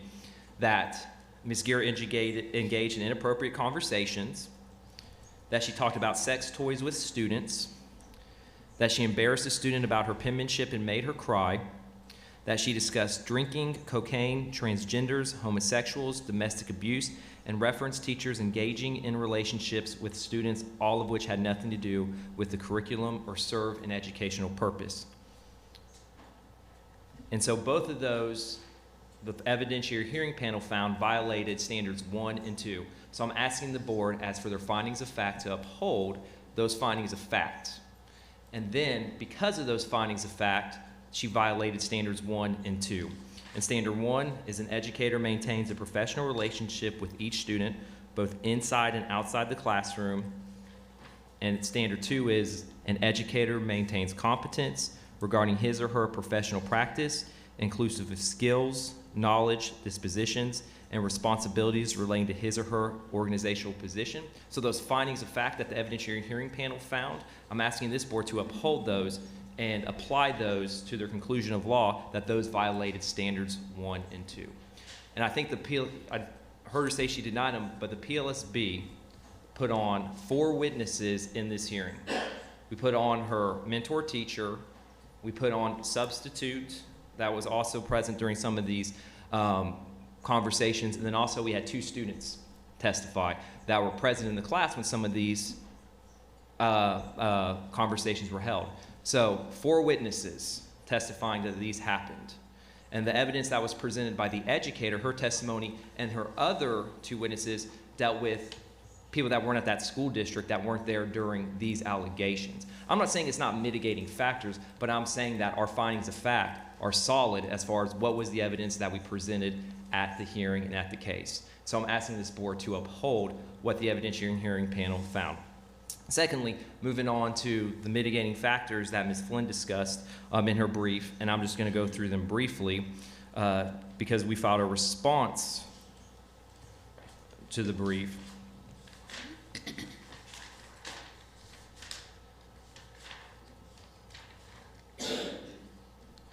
Because the PLSB's argument that talking about that she'd had this prior experience in other internships and also as a substitute teacher for a number of years, I believe it was 9, that right there, that shows that, to me, an aggravating circumstance, because then it's like you should have known that this type of behavior was not appropriate in an educational setting.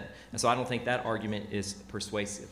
I'd also argue, going off of the sanctioning matrix, that those sanctioning matrix are guidelines. And I think after hearing those findings of fact that I read off, multiple violations, that could be considered to be multiple violations, each one of these conversations, even if it only happened over a 6-week period or on just a few days. Those could be looked at, interpreted as multiple violations, but again, the sanctioning matrix, as it says up at the very top of it, are guidelines. So it's just an aid and a tool for that panel to follow. And I know there was a question here about the program, but she was dismissed not just because of these PLSB allegations. What was on page 212 of the State Board Review packet, the University of Arkansas sent a letter dated November 28, 2018, that said that she was dismissed for other dispositional issues such as absences, dishonesty, and use of school resources without permission. So the PLSB's argument is it's not just this case that's preventing her from being an educator in the classroom. It was these other things also caused her dismissal from the program. So we're asking that this sanction be upheld, and I think that we proved our case beyond a preponderance of the evidence. Again, going back to those witnesses that were presented and the evidence was heard. And earlier we were talking about what panels heard this case. In this particular case, 2 of the panel members are in ed prep programs. One of them's over an ed prep program, another one works in ed prep program. And the reason those were selected is because of the insight they could gain from dealing with ed prep students. And so that's particularly why we had 2 of them on the board. We had a superintendent, 2 ed prep program folks, a teacher, and an assistant superintendent. So 5 educators hear this and determined that this would be an appropriate recommendation for this educator here, which was a 5-year non-issuance and a $500 fine. Okay, do any of you have questions of Mr. Dugan? Yeah, so this happened 2 years ago. That's correct. So technically, for 2 years, regardless of what we decide, she's not been involved in educating students or finishing her praxis. Okay, yeah, that's correct. Okay. If you don't have any, I'm ready for some motions. If you're ready. Ms. Newton's ready with a motion if we don't have any other questions. Ms. Newton? I move that we uphold the PLSB's finding of fact that. Okay, let's stop there. Okay. Okay, Ms. Newton has moved that we uphold the findings of fact. Do I have a second? Seconded. Second by Mr. Packron. All in favor? Opposed? All right. Do you have a second motion? I move that the educator violated standards 1 and 2. Okay, so Ms. Newton's motion says that there was a violation of both 1 and 2. Do you have a second? Second. Second by Dr. Hill. All in favor? Aye. Opposed? And then we could discuss if you have a discussion on it, but since she's already had essentially 2 years, I moved that we go with 3 years non-issuance of license, since she's already had 2. And it would be reduced to 3 years non-issuance of license. Would you alter the fine as well in the PD? I don't know that she had any PD. If I remember right, I don't think there was any. Okay. Do we want to add some? That's correct, there was no PD. Okay, thank Okay, you. but there was I don't see a fine either. Yes, ma'am, there was a fine of $500. Would that reduce, if we reduced it to 3 years? Yes, it'd be 0 up to $500. So would it be appropriate to keep it at 500 or reduce it? I defer to the board for that. Okay. So are you saying 1 year additional from now? She'd be eligible in 1 year from now? No, 3 years from now. 'Cause she's It was already had originally 5 originally years, and 5. she's subtracting the 2 from the 5. Okay. Okay. I wasn't sure if the two. And then the fine, did you come up with a number you want to put in your motion? I did. On the fine? 250. Okay. We have a motion, and do I hear a second? Do you want to add any PD? Do we think, I mean, Let's see, I had a list here, let me find it. yeah, I don't know if specific, but I would favor some sort of PD along Yeah. the lines of working with students and class culture. I've got the Learning Classroom Expectations for Success, and a book titled Culturally Responsive Teaching, Theory, Research, and Practice.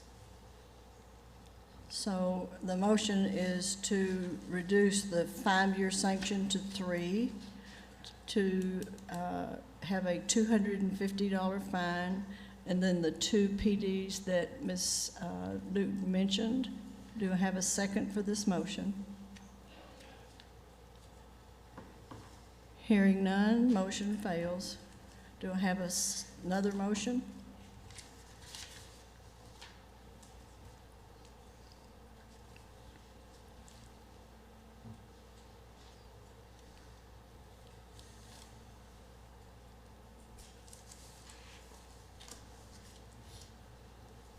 Can we discuss then, I guess? since Sure, we don't let's have a motion? conversation. You know, I had a problem with the teacher had been, or student had been a substitute teacher for 9 years, and then was 6 weeks from completing an internship, and then had behavior like this.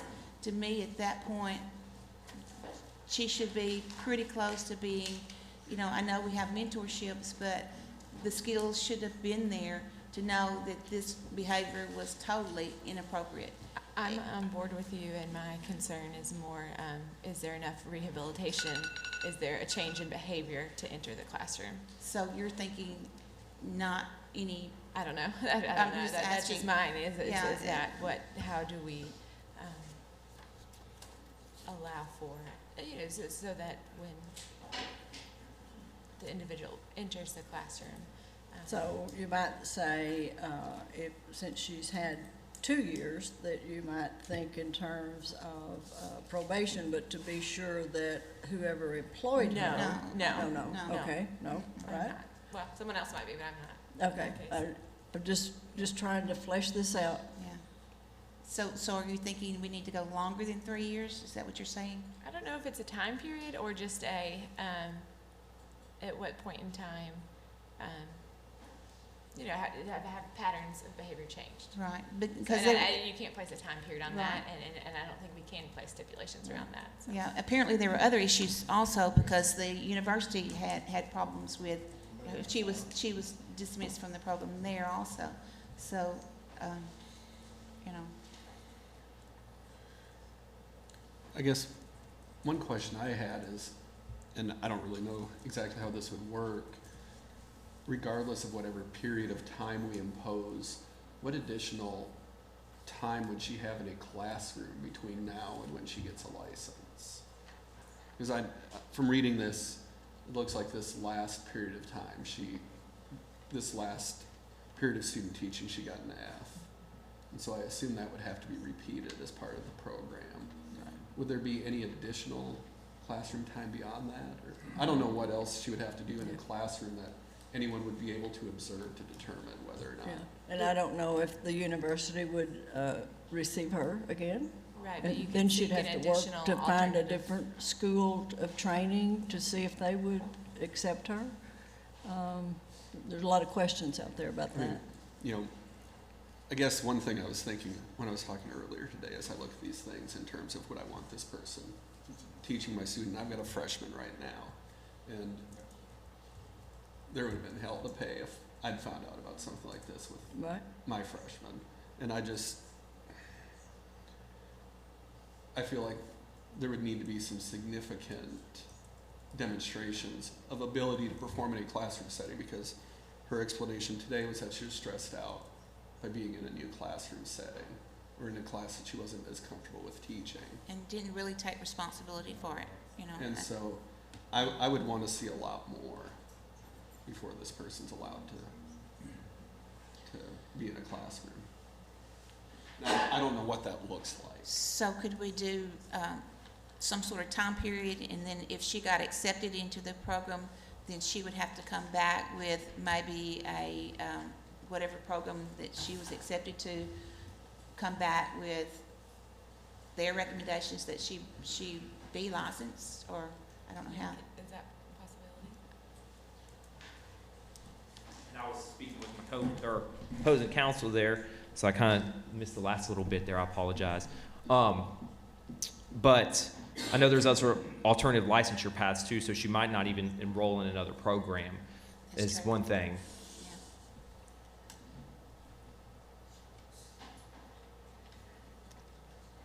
And of course, there is the fact that since she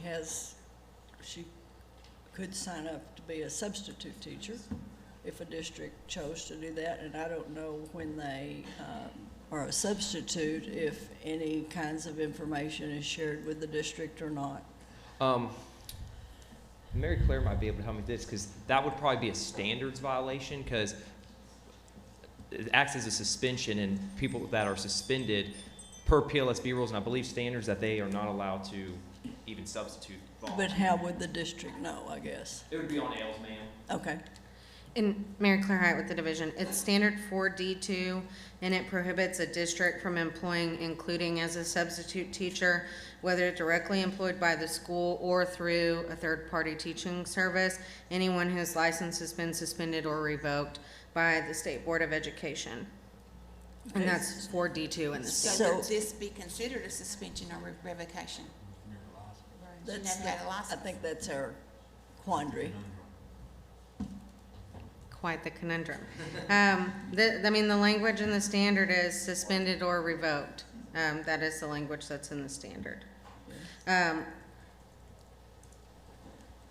Or who have been, sorry, I should have kept reading, or who have been sanctioned for an ethical violation in accordance with the laws of the state of Arkansas. Okay, so that covers it. Okay.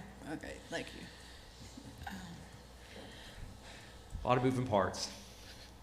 Does anybody want to try another motion? I tried, so somebody else tried.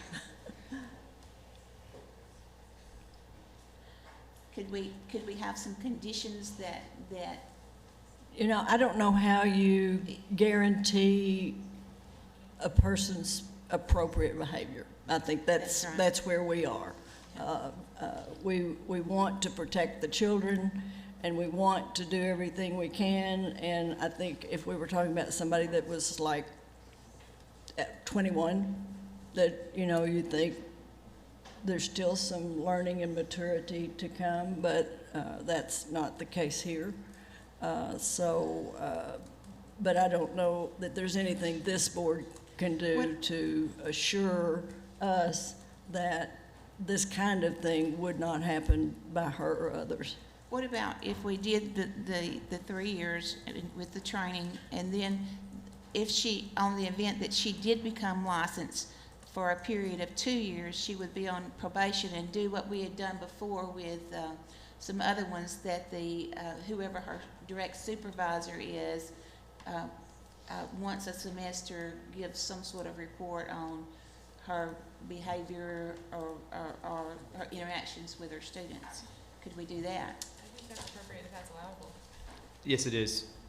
Okay. All right, Just so- in the event that she became licensed. Correct. So we're not saying, okay. Okay, so. There would be some sort of follow-up that way. See if I'm correctly restating your motion. Delay the licensing for 3 years, and if she gets accepted to a university, and if she starts teaching, a 2-year probation with a couple of times a year her supervising teacher or mentor give reports of her progress, the $250 fine, and the PD mentioned earlier. Just for clarification, what was stated about substituting? She can't substitute as long as this is going on. Okay. Okay, do I have a second to that motion? Second. Second by Dr. Moore. Let's take a roll call.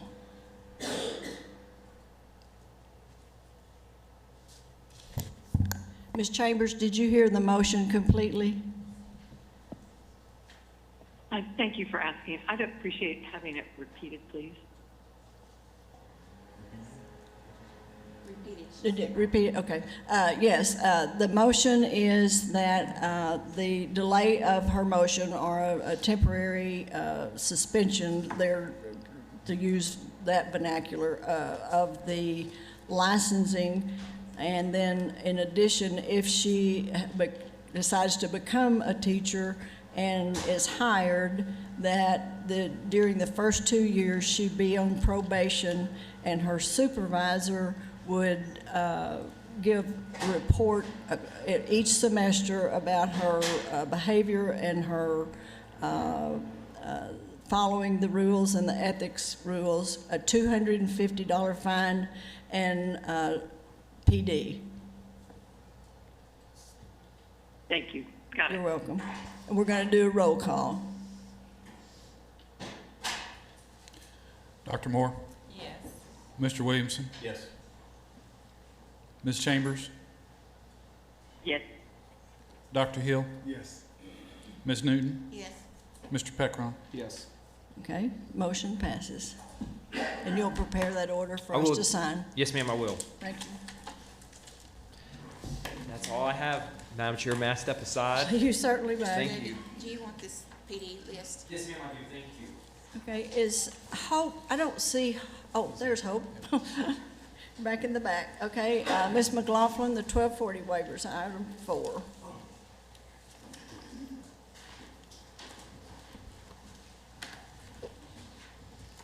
Actually, it's not item 4, it's item 5. Good morning, Kelly McLaughlin with the division.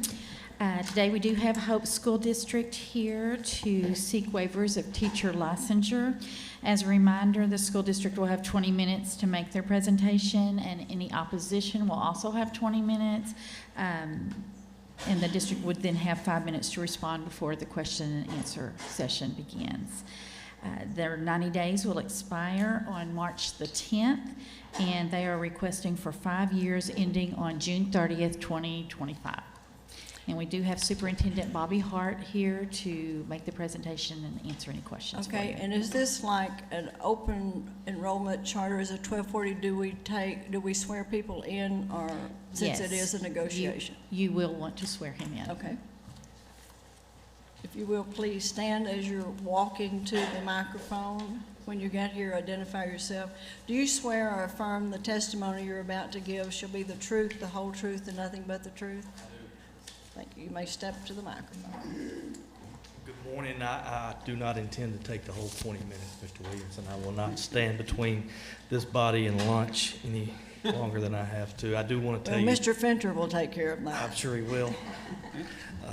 I do want to tell you, I don't know how often you get told this, but thank you for the service you do. After sitting here, anytime I'm in here, I realize that some of you may have done something to have upset the governor at some time, to have may forced him to have appointed you, because much like the superintendent's office, if it gets to your desk, it's not an easy decision. So I applaud you for the work you do. You've been given our request for a 1240 waiver. A little bit of background on it. We have started 2 years ago trying to increase the college graduation rate in our county. It's currently at 14%. A lot of various reasons behind that. But one of the things that we know to be true is that the majority of our students in our high school, when they do go to college, they're first generation college students. And they need supports, they need help. They don't know to go see the registrar, they don't know where things are, they just need some help. So we partnered with the University of Arkansas and Hope Texarkana to come up with a program that we think gives kids an opportunity to be immersed in an early college setting, and that will help prepare them to graduate from Hope High School and from the University of Arkansas, Hope Texarkana at the same time. It's a even bigger program now, or has greater potential now that the University of Arkansas Fayetteville released their transfer scholarship, that kids can take the tuition rate from their local community college with an associate's degree from that local UA system school, and they can take it to Fayetteville and have the same tuition rate. We're very fortunate that the Hope Texarkana campus is amongst some of the most affordable in the state. So what we're trying to do is trying to increase opportunities for our kids throughout our county and throughout our school system. One of the things that we run into is not every teacher at an institution of higher education has a K-12 certification. They sometimes do. We're fortunate, in concurrent credit courses, it doesn't matter. They're automatically eligible for licensure, if you will. But there's a portion of our program that is the 10th grade year, because we know that kids sometimes need that scaffolding up, that 10th grade year to get ready. So we house all the 10th graders on the UAHT campus, forgive me, and all their coursework is done by UAHT instructors. There are, and I'm going off of memory, I believe there are 2 or 3 courses that are concurrent for the 10th grade. That would be world history, intro to computers, and there's one other that escapes me right now. So, but the English 10 is not a concurrent offering. Algebra 2 is not a concurrent offering, and biology is not a concurrent offering. So we need the ability to have our staff, or excuse me, UAHT staff certified to teach those courses. That's what this waiver is simply requesting. I can answer a ton of questions about the program and go into great detail if you'd like, but that is, and you've seen the rationale behind the request there. Is this your 10th, is this your Hope Academy? I may not be using the full name correctly, but it's the academy. We call it our Collegiate Academy. Collegiate Academy. Yes, ma'am. Okay. And what determines how you can get into the academy? It's open enrollment. The only requirement are requirements that are set forth by the University of Arkansas Hope Texarkana in regard to their entrance exams. A student, they can take and I'm not higher ed, so forgive me, but the qualifying score is a 17 to get in. On the ACT? On the ACT, yes, ma'am. They can take a child who is at a 15 on conditional, so that score is basically the 15 is what's necessary for them. They do allow for the AccuPlacer exam, which is an alternative assessment that's higher ed does.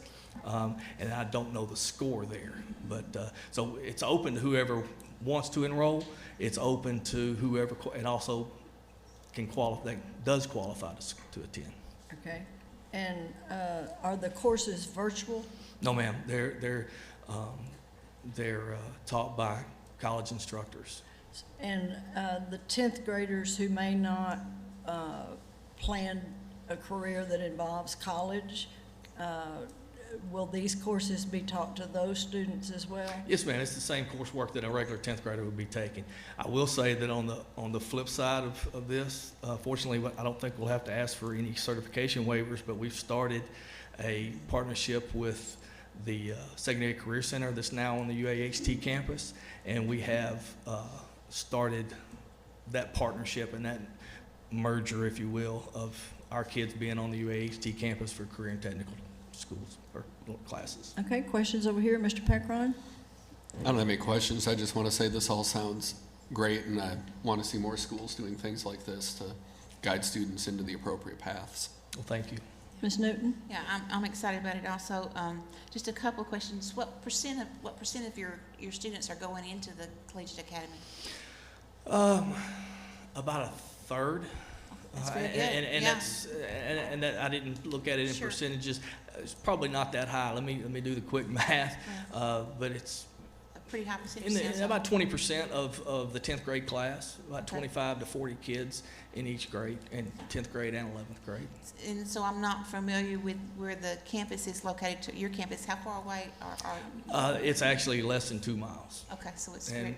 so those kids that are in the 10th grade, they actually come back to our campus for extracurriculars, or if there is a course like ROTC or athletics or band, or if there's a course that they can't take there on the Right. campus. That was my question. Yeah. Do you furnish transportation back and forth, or We do do, they do that? we Okay. do. Yeah, that's a major undertaking just for 2 miles. But Sure, I can understand that. I had one other question, but it just, Well, old come- age flew out we'll of my come back mind. to you. Okay. Dr. Hill? Yeah, great job. Uh-huh. Mr. Williamson? No, I do have questions. Is it a separate, I guess, is it a separate LEA? Is it a No, separate ma'am. school from the high school, or And how do you? we had originally asked for and thought about a conversion charter. Yeah. And we're encouraged not to by the conversion charter board. And so we pulled that request at that time. I think in retrospect, and we knew it going in to that request, a separate LEA only benefits us in that we have data to look at that says this might work. We can pull that data anyway. I was more excited even when we were encouraged not to. I was a little disappointed, but now those 10th grade students, their scores are still tied to Hope High School. So it's some were disappointed in that, but to me that was a win-win. What's your grade configuration? Are all students at the high school in 9th grade? Yes, ma'am. It's a 9 through 12. Okay. And so our 9th grade students given ample information of how? Yes, ma'am. Matter of fact, I got an email from our coordinator of the Collegiate Academy this morning saying that notification and enrollment packet was going out tomorrow for next year. Do students move in and out each grade? Once they're in 10th grade, are they locked in? Or is No, there ma'am, some movement because each things year? change. I have a set of 13, or soon-to-be 13-year-olds, and their career paths have changed already numerous times. So, yeah, you're not locked into anything. As a matter of fact, if a kid doesn't go to the Collegiate Academy in the 10th grade and decides, hey, this is something I want to try in the 11th grade, they're ready to go. They're more than willing. Are they paying any fees? No, ma'am. Is that- I'm Wow, proud how to do say y'all that. do that? Local dollars. While we're not fortunate enough to have the Murphy Oil money that El Dorado does, our community, I'm sorry, Mr. Williamson, I should have taken a jab at you. You got big, broad shoulders. Yeah, well, and that's very similar. We're promoting the same thing. Hey, if you want the opportunity for you and your family to have the first 2 years of your child's college education paid for, Hope Public Schools is willing to, it's only cost us about $90,000 a year, which those are dollars well spent. Yeah. Our board has been, I get a little nervous and antsy about dollars and cents sometimes, and they remind me, hey, this is what the money's for. So. Or they can come to El Dorado. See, I knew I shouldn't have brought that in. Oh, I don't think they participate in choice. How many students a year do y'all have in the program? We're in year 2. We have 44 students in the program right Okay, now. so you don't have any graduates yet? No, next year we will have graduate, and there's a lot of safety nets built in for kids because we don't want to just throw them out there. We have what used to be a high school counselor is now the director of the program, and she checks those things, checks kids every week. She hosts study halls. She does a lot of safety nets are built in, not just for the 10th grade students, but for the 11th grade students. So next year in May, our plan is to graduate 20-something kids with their associate's degree and their high school diploma. Can I ask one more question? I'll get back to you. Wait just a second. Ms. McAdoo? I don't. Okay, and so does a student have to have been in your 5th through 9th program to apply? No, ma'am. No, ma'am. Okay.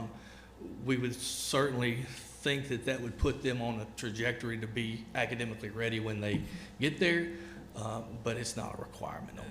And what's the requirement to get into that academy? There is none. Okay. It's open to, if your 5th grader wants to enroll, he lives in our school district, come on.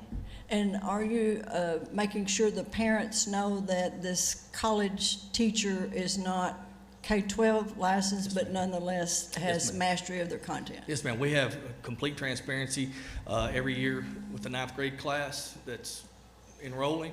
We sit down with parents in what can be a long and drawn out conversation, but it's a necessary one that says here's the way we're going to do business. Take their input. Knock on wood, we have been very blessed with some success thus far. And sort of back to the ACT thing, I know Dr. Hill and I and Mr. Williamson have talked about sometimes the reason students don't do well is because they don't get to take the test as many times as other students. So if a student doesn't score the 15 or whatever the number, is there someone who can help them take the test again Sure. if they choose to? There are two things there. Number one, there are multiple opportunities to take the test. It's not a one-shot opportunity. And then we constantly are not just ACT, but AccuPlacer testing as well. We'll AccuPlacer test every 9th grader, whether they're interested in the program or not. And we provide some remediation or some tutoring based off of that score. Okay, thank you. Mr. Packron? Do the kids in the academy take all of their classes on the college campus? In that 10th grade year, they'll take all their classes on that campus with the exception of those extracurriculars. The 11th and 12th grade year, they're blended in with the regular college class workload. The goal being we don't want any more than 6 in a regular college class because we don't want it to turn into a high school class. So it's, to answer your question, a little bit of a yes and a little bit of no. The opportunity, all of their core academic work is done on the college campus. Their extracurriculars and such as that are done back home. Okay. So, my other question was, sometimes students, especially at the 10th grade level, are not quite sure themselves, so maybe they might want to take the 10th grade English class, but I don't think I want to go to the college class, Algebra 2. Are they able to pick and choose, or they have to do the whole If you enroll in the 10th grade through the Collegiate Academy, your I don't want to say your options are narrowed, but they are a little bit more narrow. You're going to take your 10th and 10th grade English, you're going to take your 10th grade social studies, and your 4 cores are going to be taken there. So that it's either all or none. They can't do a few. Sure. I mean, they can't, because of just sheer the logistics of working with the college and working with us. Hey, a semester, if you want to drop, hey, that's part of being in college. You can drop a semester. Okay. All right. Thank you. And Dr. Moore, then we'll come back to me. Yes, are students given, are any of these AP credits as well? Or They're not, and we can discuss the merits of AP in a small rural South Arkansas town. We're currently trying to make sure we get in our policy that they're given the extra credit or the additional point for weighted credit. We just found that while we pushed for a number of years advanced placement, in all honesty, a kid from South Arkansas who's a first-generation college student, that gamble of making a 3 or better on the AP test pales in comparison to going and taking a course and getting a credit. And I'm not anti-AP, no, I but I just, for the folks we work with, it just makes more sense. I'd be interested to talk about the data and when you come back in a year or send a report in a year, is to compare the growth scores of your students who are not on campus for the 10th grade with the growth scores, because depending on the ability, innate ability, we don't necessarily want to look at the, quote, achievement, but if you can see growth, then that may be better inform you. That's a true evaluation. If the collegiate academy kids are growing at a similar rate or an accelerated rate than kids that are in the regular 10th grade classroom. That's fair. Any other questions, concerns? Does someone have a motion? For the full 5 years? Oh, yeah. Okay, okay. A motion by Ms. Newton, second by Dr. Hill. All those in favor? Aye. Opposed? Aye. You're saying you're in favor, Ms. Chambers, is that correct? I'm in favor. Sorry if I was. Well, no, that's fine. It's just sometime delayed, and I've already jumped ahead. So I want to be clarified for the public that you're in fact voting yes. Got it. Okay. Motion passed. Opposed? Motion passes. Thank you for your time. I appreciate your work. Be safe going home. Marion.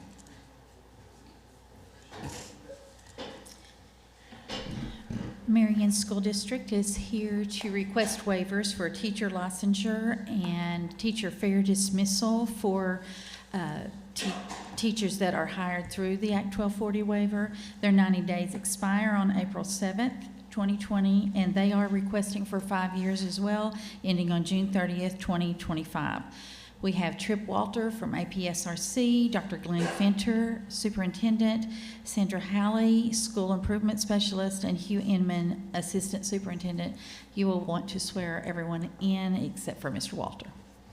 Okay. Will those who plan to testify please stand and raise your right hand? Do you swear or affirm that the testimony you're about to give shall be the truth, the whole truth, and nothing but the truth?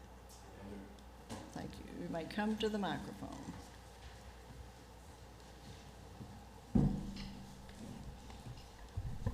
Identify yourself and proceed. All right.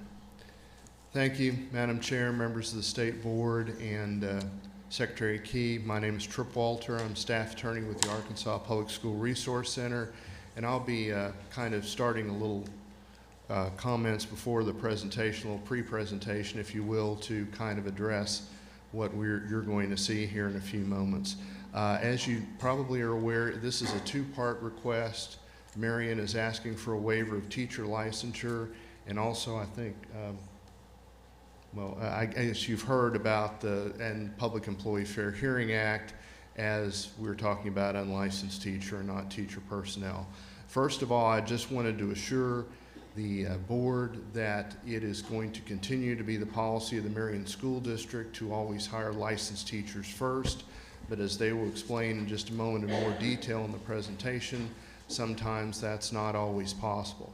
Secondly, concerning the Public Employee Fair Hearing Act, just to allay any concerns that you may have or may be thinking about, that if you grant Marion this waiver, that they will use it across the board for every type of unlicensed employee, and that is absolutely not the case. It's not the intent to extend it to paraprofessionals, custodians, aides, any other type of unlicensed category. This would be narrowly tailored to only those individuals they hire through the teacher licensure waiver.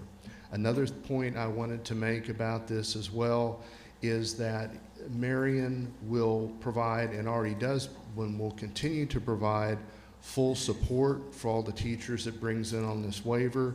It will provide training, preparation, making sure that the unlicensed teachers they bring in are going to be capable of providing quality education in the classroom, and that they will all be put on tracks to full licensure.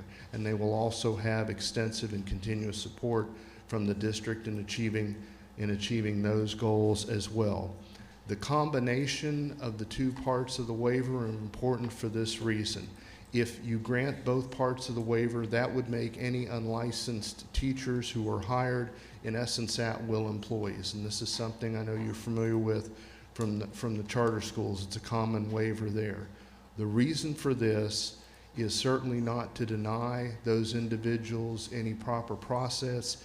It's to give Marion the opportunity, if needed, if they see that a particular teacher or teachers is not working out despite their best efforts and are actually not doing what they need to do to positively drive and impact student achievement, to be able to make a replacement and be able to make sure that those students continue to provide a quality education. Thank you for the opportunity to kick things off, and I will turn things over to Assistant Superintendent Hugh Inman.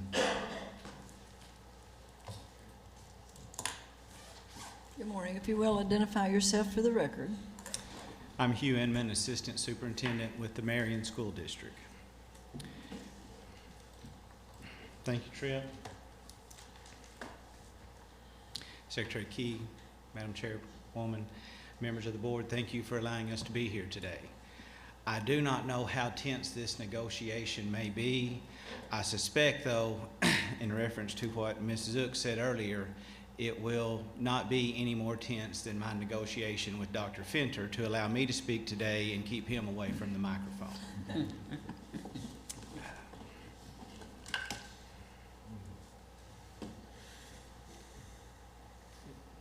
I don't know where our tech person is. Is this the? If it's on, all you have to do is click it, but be sure it's on the side.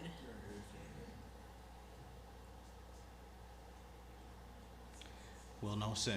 Okay.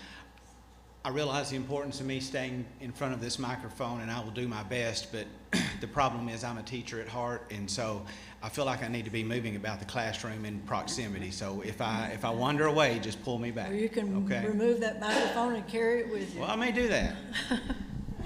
May. Easier said than done. It is. Okay. So before I start this presentation, I want to tell you a story concerning the history of our district.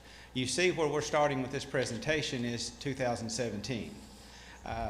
Prior to that time, several things had happened in our district. And we had some retirements at the top of the district. And in July 1 of 2017, Dr. Fenter was hired as superintendent. I will tell you, and it doesn't matter if you're in eastern Arkansas like we are in Crittenden County, or if you're anywhere else in the state of Arkansas. In the school business, at the end of the day, it boils down to a couple of things: trust and relationships. And if you have those things, you're going to be okay. If you do not have those things, it's an uphill battle. We had arrived at a point in our district where maybe we didn't have the trust that we needed from our community. It was our fault. Our relationships were not what they needed to be. So when Dr. Fenter came on board in in July of 2017, we immediately went to work on those things. Our district, again, Marion is in Crittenden County, but it also includes what was once the Crawfordsville School District, as well, and what was once the Turrell School District.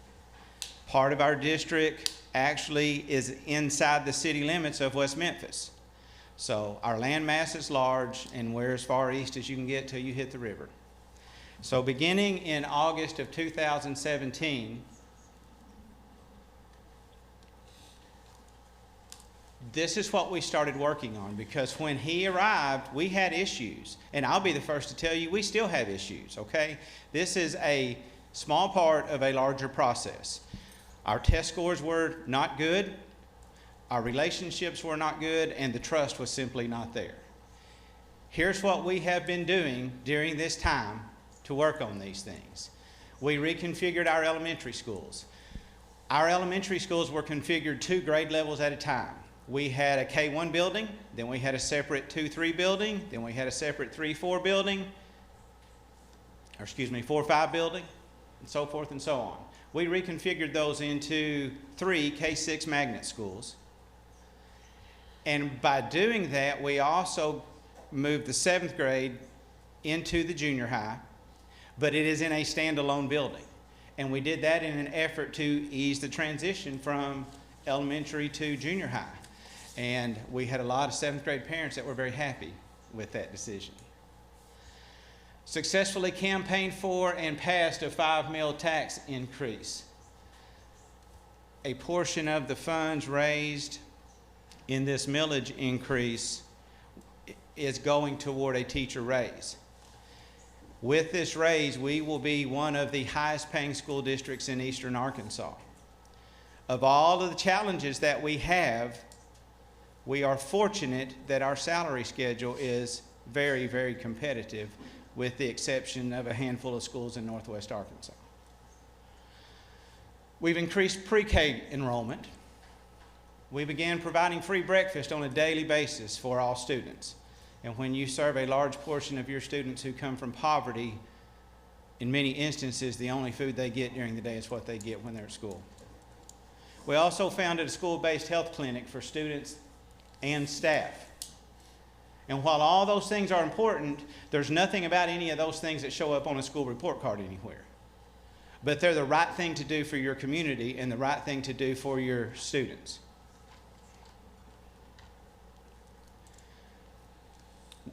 During this same 3-year span, we have surpassed the 70% level for free and reduced lunch for 3 consecutive years. This secures full ESSA funding for the first time in the history of our district. One of our challenges that we have been dealing with is we have had poor students, but that trust was not there with our district, so we could not get them to complete and turn in their free and reduced lunch forms, so we did not have that extra funding to help support those students. Honestly, we still don't have it all. Next year will be the first year that we have it. So that's huge. Those funds have allowed us to create a facilitator team of 6 to support teachers and an interventionist team of 7 to support students. A little bit of a tangent here, but you started the meeting, Ms. Zook, talking about dyslexia. I will put that in a category with a lot of other things. We are probably not where we need to be, and I suspect that our percentage is significantly lower than the state average. However, what we have done, those 7 interventionists, all 7 of those people are currently attending Take Flight training at the Crowley's Ridge Co-op and working with our students who have been identified with characteristics of dyslexia. If you question how important it is for us to serve our students for any reason, this gentleman right here, who is our superintendent, has 3 grandchildren who are in our elementary schools, and all 3 of those show characteristics of dyslexia. So it's like a lot of other things. We're not there yet, but we are working diligently to get there. The other thing we've done, we've added a director of student services in an effort to improve parental communication and involvement. Again, building relationships, building trust. We've increased campus security officers from 2 to 7, and this allows at least 1 officer at each campus. We're not finished. It's not like we feel like we've reached the pinnacle. We're still looking every day for something better to do. What we are in the middle of discussions currently, and we have a public meeting Monday night. I am confident it will be lively. We are exploring a hybrid, what we're calling a hybrid school calendar for next school year. With this hybrid calendar, the school students would begin near the end of July, and the school year would roll on until early June. It implements a basic concept of we're in school for 9 weeks, and then there would be a 2-week break, and we would carry that throughout the school year. Again, because of how many students we have that come from poverty, minimizing that time off in the summer will prevent that summer slide, if you will. The other thing we are considering is what we're calling a staggered start time, but basically what it does is it pushes the secondary schools back to a little later start time. They would start at 9 o'clock. As you know, there's a lot of research out there that shows the teenage mind, if it is ever awake, it's awake later in the day. So those are 2 things that we haven't done yet that we're considering. We have polled our faculty and staff, we have polled our students, we have polled our community, and we're having a public meeting Monday night, and we're going to lay all that in front of our school board next Thursday to make some decisions. And these people, while they may agree or disagree, their voice will be heard. And again, that's all about building those relationships and trust. I honestly don't know where we will end up, but we're certainly looking into these things. Looking back, 2013, 2014, the Marion School District, and by the way, I use second quarter ADM because that's all we have available to us. I wish this was deep enough in. I had third quarter, but I don't. 13-14, the Marion School District had 4,174 students, second quarter ADM. Fast forward to Remember that date I started with, 2017, in the summer of 2017. We were down to 3,785 students. That is almost a loss of 400 students over the course of 4 years. So almost losing 100 students per year. 10% of our enrollment. I know this board knows very well what that does to your financial situation. Once we started turning things around, beginning in 2017, by doing all those things I've already told you about, plus some I failed to list, I'm confident of that. The following year, our enrollment grew. It has grown again this year. We're back up to 3,918 students. While we're still not to where we were, I need you to know that we have achieved that growth in a county that is rapidly losing population. The thing that I have at the bottom of this slide, I will be referring back to momentarily. Of our 3,918 students, 62% of those students, 62% of those students are minorities. During this same time, and again, it's all part of building relationships, 2017-18, the first year that there was some licensure flexibility, and I will be the first to tip my hat to this board and to the division's employees for allowing flexibility and some creativity. 17% of our hires that year were minorities, and that resulted in 17% of our licensed population being minorities. The following year, we did better.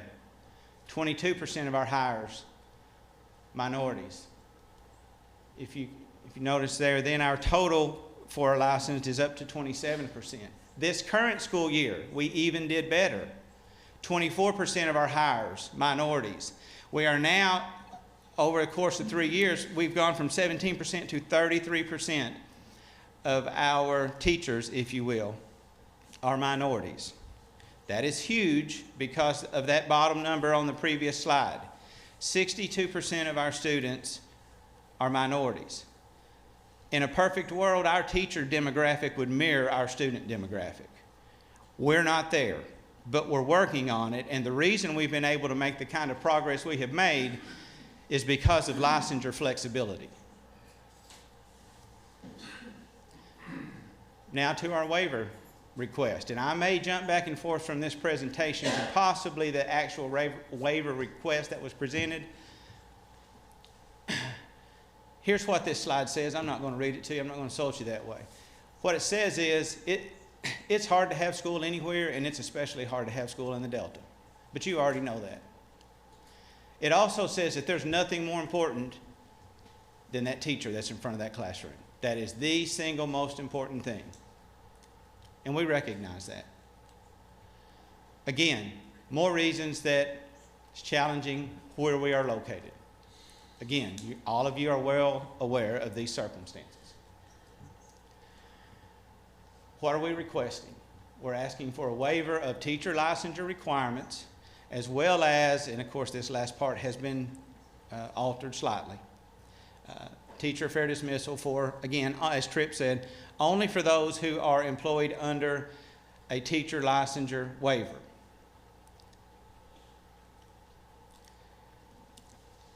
What are we going to do? Basically what this slide says is we're not looking to lessen requirements on any of these folks in terms of their employability. They're still going to have to make it through the background checks. They are going to be evaluated in tests. We will keep them listed as novice teachers, which means they will have a mentor assigned to them by the district. We will also provide them with training. We're going to provide training both in how to become a better teacher, which is utilizing that team of facilitators. We're going to provide other trainings on how to pass the praxis. And quite frankly, that's the biggest hurdle with a lot of our folks.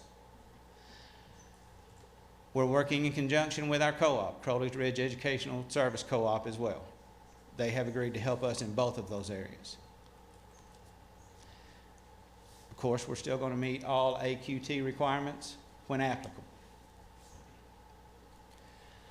What have we been doing? Before flexibility, probably the same thing everyone else has been doing. Apple, MAT, PPTL, calling neighboring districts, and when we do, they laugh at us and say, I need more people than you need, and you pay more than I do. Why are you calling me? Posting openings in colleges, local paper, website, job fairs, in and out of state, using long-term subs and posting openings on AAEA website. I talked to you about the team of facilitators that we can now fund because of that additional funding that we have available to us. They consist of certified and experienced teachers, 2 of which are state-trained RISE trainers. Folks, we have gone all in with the science of reading and phonics-based teaching. They span all grade levels and all core content areas. Those people do observations. They go in and model teach when necessary. They provide feedback and collaborate on a regular basis in every building in our district. Talked about the other piece of this, the praxis, which again, that's the highest hurdle for our people. We're going to set up professional development after school to provide them test-taking strategies, provide them guidance, help them all we can. Some more really good numbers as to why this is important to us. When we started this year, we had 32 teachers working under some form of licensure flexibility. And what I am calling licensure flexibility is basically an emergency teacher permit, year 1 or year 2, or as a long-term sub. The reason we have long-term subs, as you all are well aware, you cannot teach special education on an emergency teacher permit, and you can as a long-term sub. And as I have been told on more than one occasion, that deals with federal regulations. Of those 32 teachers, and that sounds like a big number, but remember, we're a pretty good sized district. That's less than 10% of our total teacher population. 47% of those teachers have Crittenden County roots. Ms. Love from Dumas spoke to you earlier this morning about culture. That is a very important thing. There are a lot of people, for whatever reason, they're not willing to move to Crittenden County, Arkansas. I don't know why. I moved there 12 years ago and I love it. Raised a family there. I've put, I guess I'll say 2.5 kids. I have 2 in college and one that's a 9th grader right now that he may make it to college someday. But they've received a fine education. But 47% of these people are from Crittenden County, have Crittenden County roots. It allows us to grow our own. 56% of these teachers working under flexibility are minorities. Remember those gains we made? Remember what our student population is? We're still not there, but if you take this 56% out, we're going backwards. And then we start losing that trust from our community and breaking those relationships. 66% of those have made progress toward licensure. You may be asking, what's progress? Well, it varies. They have passed all or part of their praxis, required praxis. As you know, some praxis exams have multiple parts, and so maybe they've passed 2 parts and still have 2 or 3 to go. Many of them are in Apple or an MAT program, and they're currently receiving that help, but they haven't passed their praxis. So any combination. I got word earlier this week that one of my folks in the MAT program finally passed his last praxis, and so he's got a license coming. It's been a 2-year process. 100% of those people have attempted the praxis exam at least once, with some attempting as many as 10 times. I assure you they're not failing it on purpose. Benefits of the waiver. It lets us hire local people who have a heart for and understand our students, provide these teachers with the time and resources, continue employment of educators for whom the district has made an investment and are assets to our district. Some of these people we have 2 years of professional development invested into. That last bullet is about the other waiver we're asking for. It provides the district with the ability to quickly remove and replace poor performing teachers who are working under a waiver. These are all the reasons that we're asking for your consideration and for a 5-year time span, and I will be happy to do my best to answer any questions. Do we have anyone here to speak against? Seeing none, do you have questions from the board?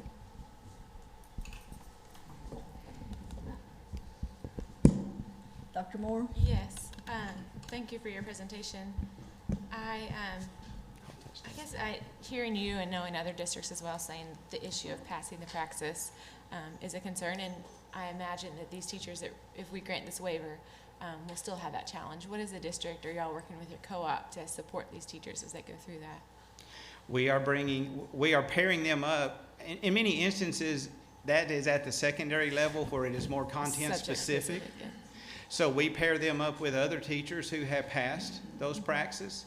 And then we make available to them various online resources. Our co-op has a person hired that is their job to help with this. That doesn't mean it's easy still. Right. But that's what we're working on. If we grant this, is it your all's full intention that these teachers who are hired under this, if they remain in your district, they will be on a pathway to licensure? Absolutely. At some point. And again, most of those people, number one, we're not looking to go out and hire unlicensed teachers. Right. Most of these people that we're talking about, they are on a pathway to licensure. It's just that with an emergency teacher permit, there is no way to get a 3rd year. If I could get a 5-year emergency teacher permit, I wouldn't be standing in front of you today. I appreciate that you put in the board minutes from when y'all talked about this with your board, and I'm glad you did that before coming to us. I noticed that y'all will have a different salary schedule. I don't think I've seen that before. Is that something? That is a part of this. We tried to build in, not only are we going to provide support for these people to get a traditional license, if you will, we also tried to build in as many incentives as possible to incentivize a reason for them to get that license. Yes. Yeah, that makes sense. Those are all the questions I have. Thank you. Anything else on this side?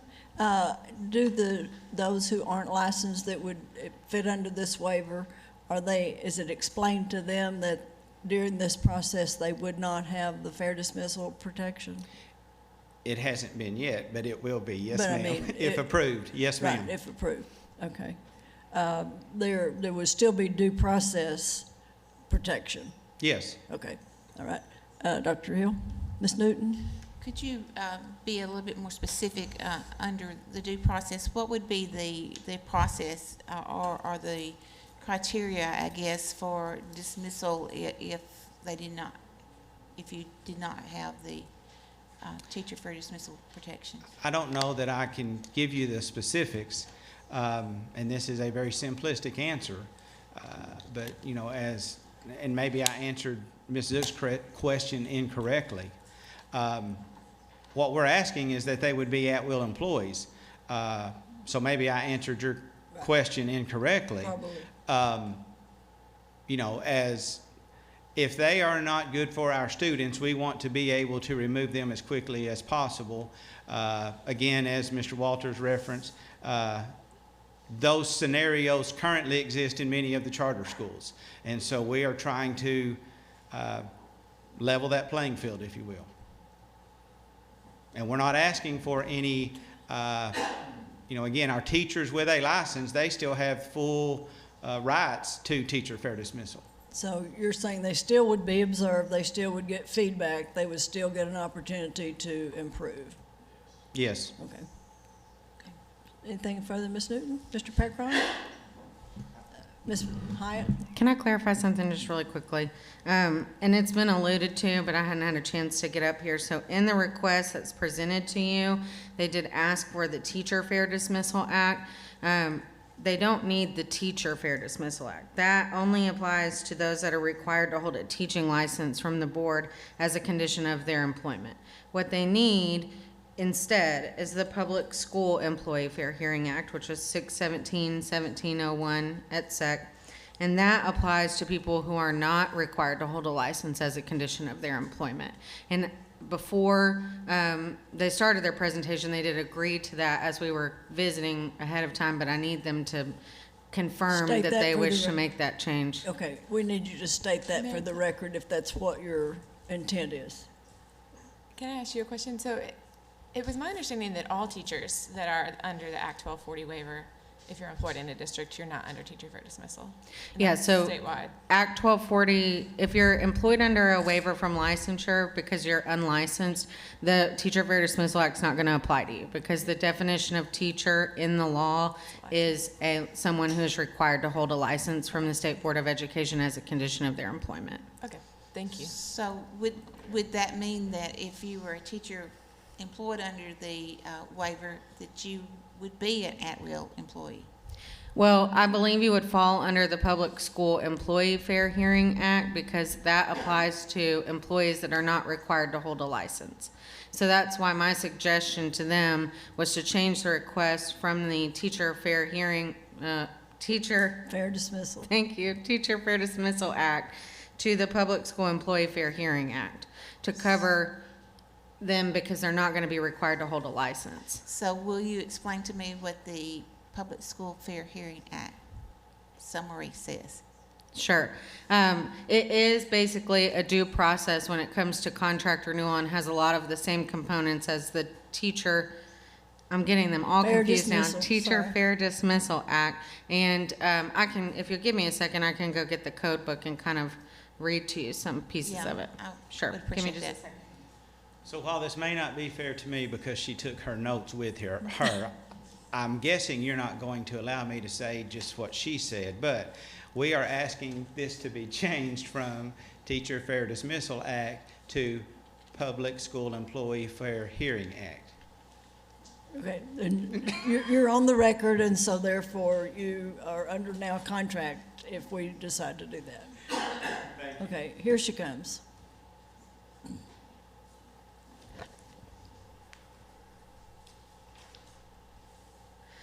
Okay, so in the Public School Employee Fair Hearing Act, there is still a term by which they have to notify the employee if they're going to be terminated or their contract's going to be non-renewed.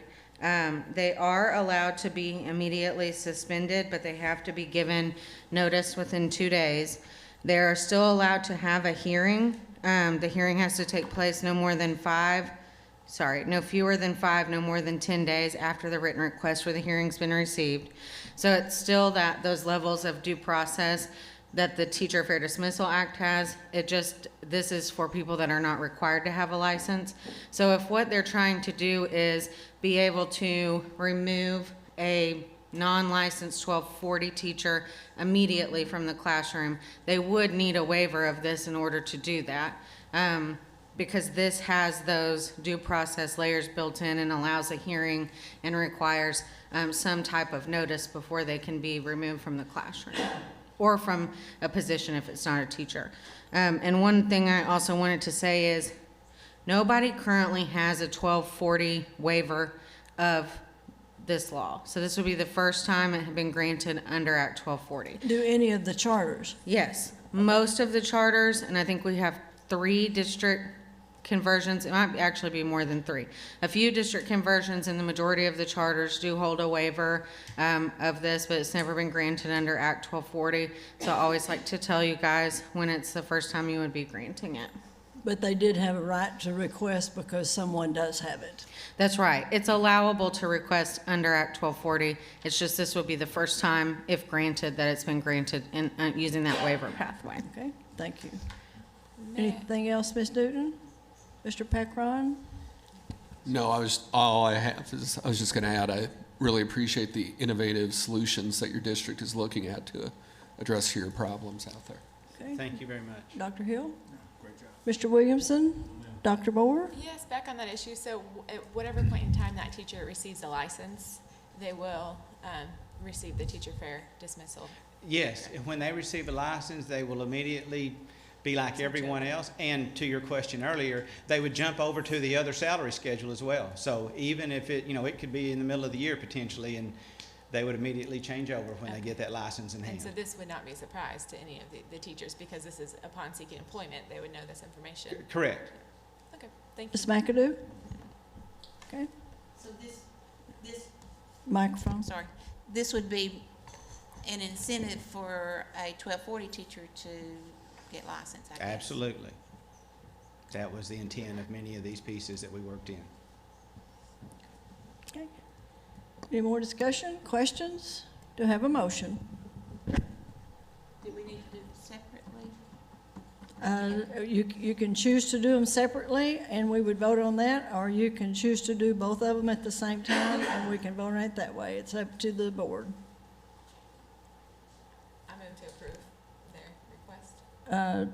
Moved by Dr. Moore to approve both waiver requests. Do I have a second? Second. Second by Dr. Hill. All in favor? Opposed? Motion passes. Thank you for your very much. presentation. Y'all be safe going home. Okay, it is 13 minutes until 1. We will reconvene at 1:40.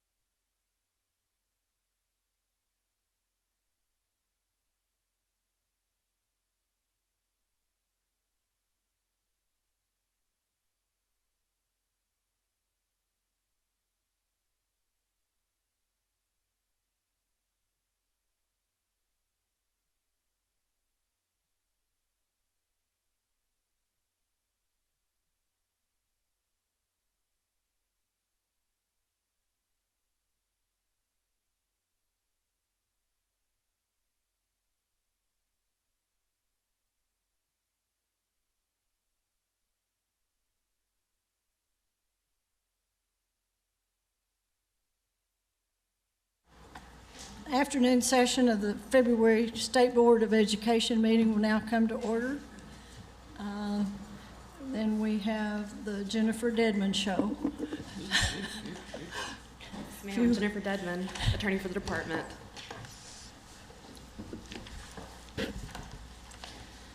Okay, the first item on the agenda is the guidelines governing Megan's Law.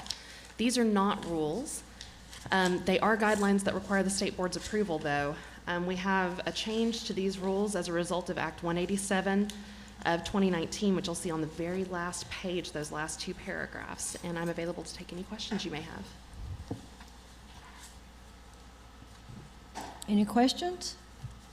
Comments? What's the difference between a guideline and a rule? The rules are required to be promulgated in compliance with the Administrative Procedures Act. This is guidance. It's not required to be promulgated. It doesn't require the same process, including public comment. These are internal department guidelines on Megan's Law. These are more administrative instead of legislative. Is that Yes, correct? That's correct. Do It school is districts required still have for, to- I'm so sorry. School districts still have to adhere to this. They still have to adhere to Megan's Law. This is to provide guidance to district and help to explain.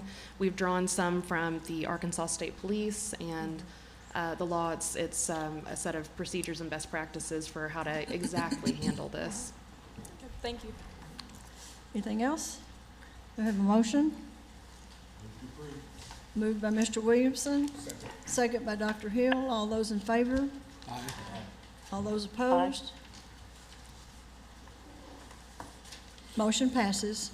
Number 2, the final on digital and distance learning, and we do have a person signed up to make public comment on this after you do your presentation and before we vote. That is correct. Now, this came in today, so I think we have to get a vote of the board to accept public comment on this item. Do I have a motion on that?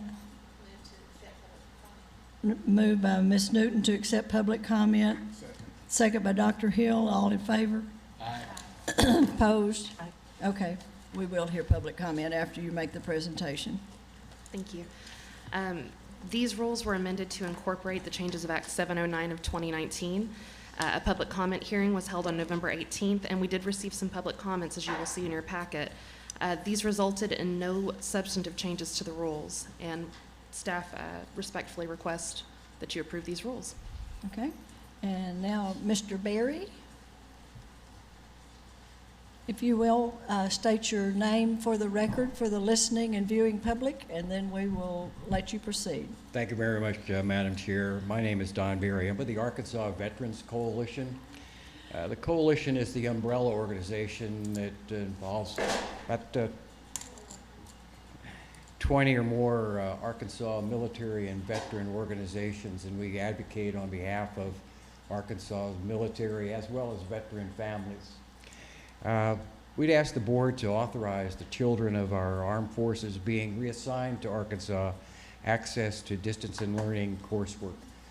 This request was originally generated by the Office of the Assistant Undersecretary of Defense for Military, Community, and Family Policy, and we work with them on a number of issues relating to military families. Nationally, about 185,000 military children move between schools annually. Of these, a third move during the school year and either lose educational opportunities or receive incomplete grades. Consequently, military-connected students must often divert from a normal course of study to attend summer school or add extra classes to already full curriculum in order to advance or graduate with their peers. In early 2018, the Secretaries of the Army, Navy, and the Air Force wrote the state governors asking for help. They said, "We are often asked what communities can do to support those who serve."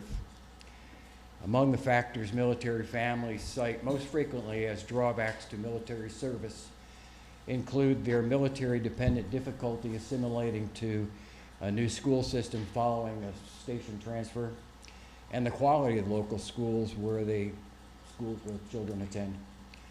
In our 2019 legislative session, Arkansas adopted Act 939 with the strong support of Department of Education and our legislature. with a unanimous passing in both chambers, so we really much appreciate that.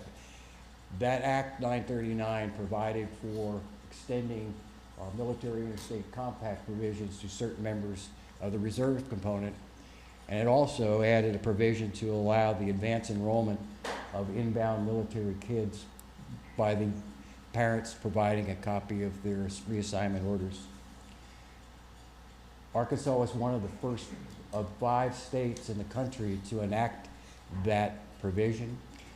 Now 15, in fact, DOD now cites Arkansas statute as the model statute for the country. We contend that the primary measure of quality of the schools is really not an objective score, but a compiled subjective view of the parents. It's based upon how the schools communicate with the parents and the families and how they are effective, their ability to affect the transition. Those schools which are outreach and communicate receive high scores from parents.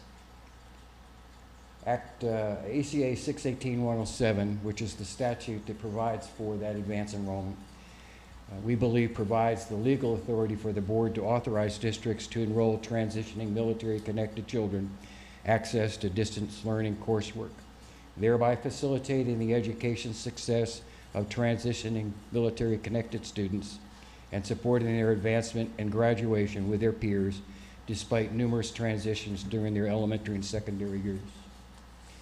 Madam Chair, request the board consider adding military-connected children to the provisions in the rules that we're reviewing today. Thank you. Okay, I have a question. This is, and it may be for Ms. Dedman, but when this law was, before it was passed, went and got, before it went before the full House and Senate, did y'all come to the subcommittees to make this request, or was one of those things that went through before you realized that it might not include the military students? Well, the rule that, or the, you're talking about was it Act This particular one. The act that was driven for the change for the rule did not include military, but it was never a provision to be considered, I don't believe, at that time. That's correct. Act 939 does not specifically address the same sections as are contained in the Digital Learning Act. So it's a completely different section of the law concerning a lot of things, including student attendance, but not digital learning. So it wasn't that the legislature heard this recommendation and rejected it, it just never was presented to the subcommittee? Not to my knowledge, no. Okay, so it's my understanding, and correct me if I'm wrong, that we don't have the power to add something at this level that doesn't specifically address in the law that we are voting on today. But it doesn't mean that we are opposed to it, but we have to take the guidance of our attorneys, who I'm sure have checked with BLR and others, to say, can this be a big umbrella, or does it have to be specific? Right. And if it does need to be specific, which they've stated, then I know it's 2 years from now, or 1 year from now, but to bring that before the legislature at the next section to be sure, because I have no doubt that this board and those of us on the board who served in the military or had family members, we would fully support this, but it's not within our power to grant this outside of what the legislation says. Thank you, Madam Chair. Does that make sense, Ms. Dedman? Yes, Madam Chair. Okay. Would this be something, because I know the division works on agendas for legislative sessions, Yes. quite a ways out. Could this be something that we might put on the division's radar to look at in the future? Ms. Newton, it is on our radar, and we were aware of Colonel Berry's concern and desire to see this. It is something that, didn't really get picked up when the work on the session was, or work during the session was going on. Mr. Kamenar was just here. I know he's working with the compact states, so that is, and then last week we learned from Ms. Kaufman that as she was at a federal programs conference, that recent federal legislation changed some of the things related to military-connected students. So now we're going to need to go back anyway and look at some of the language in our statutes.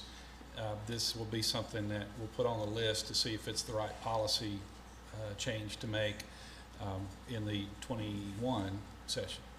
So this would include students that are military and homeschool or military and private school, just not those who are military and public school. Well, it depends on which, we would have to look to see which code sections need to be changed, because there may be some in 618-202 that discuss, that talks about age, residence requirements and all for public schools that we'll have to look at as well. So it may not be just this section that we have to look at. I just know that as a state, we want to do everything that we can to support the families that are putting their lives on hold for us. So I want to make sure we do that correctly. And if I may, and Colonel Berry didn't ask me to do this, I'm going to do it anyway. There's no one who is, he is tireless in his work in the advocacy for our military families and military connected students. So, you know, he's not going to let us forget about it. I know that. Good. Thank you. Okay. Do I have a motion? Can I ask a question real quick? Sure. So on the, in reference to Act 709 on the expelled students, is this a practice that districts currently do now, that they offer the online component to students who are being expelled? Yes. Districts, of course, are required to continue to provide an education to students who are undergoing a period of expulsion, and one of the ways they do that is sometimes through digital. Okay, and so this will require them to offer it to a student anytime? If that's part of the district's plan for providing education to those students, it will. Some districts are providing it in other formats, including an ALE-like format. Okay, thank you. Have a motion? Motion to approve. Motion made by Dr. Moore, second? Second. Second by Mr. Williamson. All those in favor? Aye. Motion passes. Thank you, Colonel Berry. Next is the final approval governing establishing districts by detachment. These rules were amended to incorporate the changes of Act 528 of 2019, and a public comment hearing was held on November 18th. We did receive public comments, but as you'll see, none of them resulted in substantive changes to the rules, so we request approval of these rules. I think the only question I had is, it said that if a group or a section of a district wanted to detach, they had to get permission from the district they're detaching from. With so much money tied up in individual kids that you're educating, I just wonder if a district would happily get permission for somebody to detach from them. So I think we're looking at Section 4 here. It looks like there's two ways to initiate detachment. You can either do it by a resolution of the Board of Directors of the district from which the territory will be coming, or a petition presented to the State Board of Education. So it's possible that a district would elect to use Section 4.02 instead. Okay, thank you for that clarification.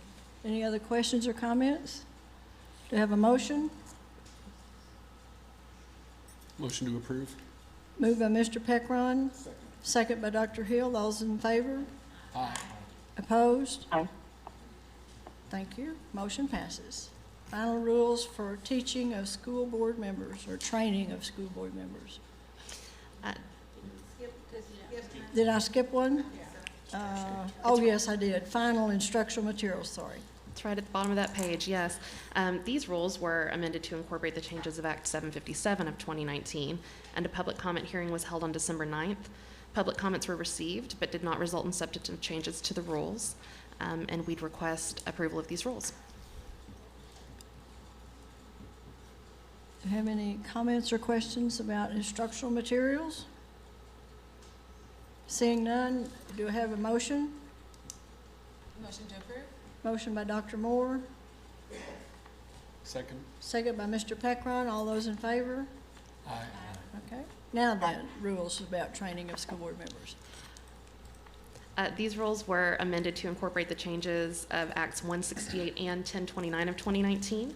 A public comment hearing was held on December 9th, and public comments were received but did not result in substantive changes. And I'd request final approval of these rules. Okay. Questions? Comments? Motion? Motion to approve. Motion by Mr. Peckron, Second. second by Dr. Moore. All those in favor? Aye. Opposed? Okay. Then final grading and course credit. These rules are combining the former rules governing uniform grading scales, concurrent credit, and advanced placement in the International Baccalaureate Incentive Program, into a single rule. So you'll see the repeal of those 3 rules are also listed. The language that has been changed has been added to incorporate the changes of Acts 745 and 1118 of 2017 and Acts 429, 456, and 632 of 2019. The rules also contained new sections concerning flexibility in awarding high school course credit and courses for weighted credit. A public comment hearing was held on November 18th, and we received several public comments, but none resulted in a substantive change to the rules. So we request that the State Board grant final approval for these rules. You want to have Ms. Newton? Yeah, and I'm not sure I agree that there weren't substantive changes made, because I saw several definitions added and just several things to subscore. I mean, there were several different things that I thought were changes made, and I know we want to get these rules right, and so I was wondering if we didn't really need to go through another public comment period on this one. We did add, as a result of the public comments, a definition for standards-based grading, a term that had been used in the rules, but was not specifically included in the definitions section. Standards-based grading is simply the system of reporting that is covered in not only sections 2-2.03 and 2-2.04, but also in flexibility. So we did add, at the request of several of the School Boards Association, a definition of standards-based grading. We added a definition for our office that does evaluate these applications, but it didn't make a change to the way the office operates. It merely responds to several requests for language including the Office of Gifted and Talented. Our definition is intended to explain it has included and will include the Office of Gifted and Talented, but a definition addition seemed to be the quickest way to simply address that they are included and have been included. We didn't make the change the commenter wanted us to make in that instance, but we did add a definition to further explain our response to the commenter. I just saw several other things, and I tried to go through and mark everything that I thought was, a change other than, a grammar type thing, but it just seemed to me that there were several things through here, and I know it's easier to get things right on the front end than to try to come back and clean up something that maybe we missed or whatever. So I was just wondering if that we might want to go through another comment period just to make sure that we get it correct. I would leave that to the board to decide. What would that do to, I guess, timeline and that sort of thing? We would release it for another public comment period. As it stands, approving today would put this on the ALC March agenda for final approval of the rule, with the rule becoming effective about March 25th. Oh, that is true. Ms. Freno has just reminded me that making a change of that type will require it to go back to the governor's office for reapproval. The timeline on that will be unpredictable, but a second public comment period will take 30 days after the governor's office has reapproved the rules. And so I guess the goal is to have this in place by school starting next year? Yes, it could take, as little as 3 months, as much as 6 or longer. It depends. It's really hard to predict how long it might take. Okay. Mr. Secretary? I may, too, because of the Arkansas Legislative Council and their subcommittees will not meet during the fiscal session, that creates another delay potentially. Even if everything was accelerated with the timelines, that part would potentially knock us out, which is why we're adding one of these other items now, so we can get, so it would make it very difficult for these changes to get in place in time for the next school year. Okay. By way of reassurance, Ms. Newton, we really do believe it not to be a substantive change. It's defined in an AG's memo, which is fairly flexible, but we did, in good faith, decide that there was not a substantive change in our opinion. But I would leave that to the board. Okay. All right. It just seemed like that, I guess there was more than what we usually see when these rules come through. There were a lot of comments, very in-depth comments, and those were commensurate with the size and additions of the rules. Mm-hmm.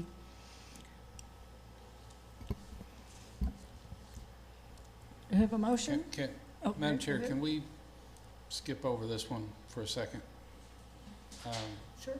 'Cause I want to make sure they confer before we move forward with something. I want to make sure the whole team's on board with this. Yes, sir. So Okay. if we wouldn't mind letting Ms. Dedman confer with Ms. Smith and Dr. Pfeffer. Thank you. Okay. We will table number 6 and come back to it after they confer, which puts us to number 7, which was added this morning. We requested to add rules governing nutrition and physical activities, standards, and body mass index. There's almost as many comments typically about this kind of thing as there is about grades and course credit. And this, if this is passed, it would need to say within the motion pending governor's office approval, or Mary Claire Hyatt with the division. These are the rules governing nutrition and physical activity standards. Before they came before you guys, they went through the Community Health Advisory Committee and then the State Board of Health, so now they're before you. We're requesting that they be released for public comment pending the governor's review. The changes that we made in these rules, for the most part, were to incorporate the provisions of Act 641 of 2019, which was the recess legislation, and Act 428 of 2019, which was the Hunger-Free Students' Bill of Rights. We also made a couple of minor changes to make sure that some of the language that we were using is in line with the language that the federal government is using in its USDA regulations. We did receive quite a lot of feedback from the Community Health Advisory Committee, so we worked with them and went through a couple of drafts before we got to the draft that we have before you. So we respectfully request that you release them for public comment pending governor's office review. do you have any specific comments or questions on this one? Do I have a motion? Motion to approve pending governor's office review. Motion by Dr. Moore, Second. second by Mr. Peckron. All those in favor? Opposed? Okay, next, Mrs. Hyatt, the standards for accreditation. Yes, ma'am. These are the rules governing standards for accreditation of Arkansas public schools and school districts. Changes to the standards were made to incorporate provisions of Act 83, which was the school level improvement plan legislation, Act 190, which was the School Counselor Improvement Act, Act 641, the recess legislation, Act 1083, which was the National School Lunch Funding legislation, changing the name, and Act 676, which was about vaccinations and immunizations. If you would permit me, I would like to go over some of the changes since we've added it to the agenda today, just so that you guys know what those changes were. Is that all right with you? Please, and you have a hard copy in front of you so you can make reference. I'm gonna go grab it. I left it at my chair, so sorry.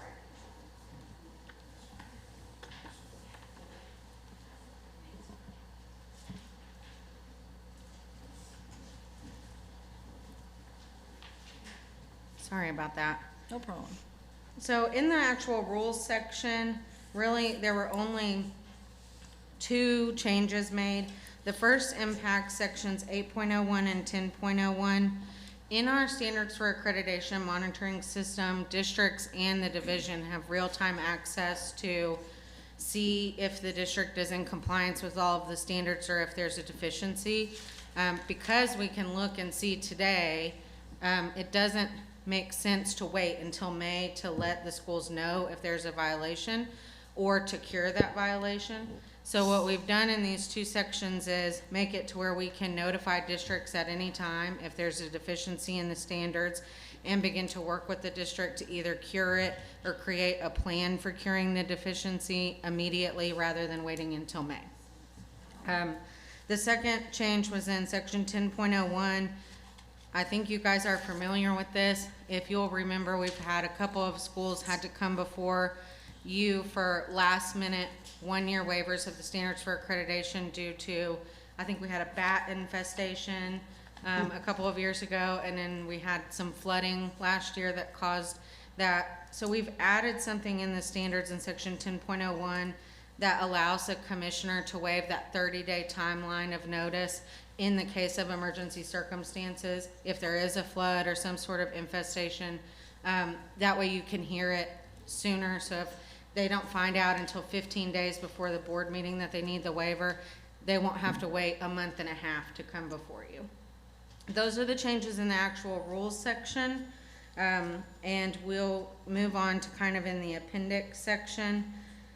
Most of the changes that we made in the appendix section, the actual standards, come from us having monitored the standards and worked with this version of the standards for about a year and a half. So a lot of it was to clarify what things meant. So if you look at 1A2, we've added the word high school so that it's clear that the 120 clock hour rules applies to high school units of credit, not every single unit of credit.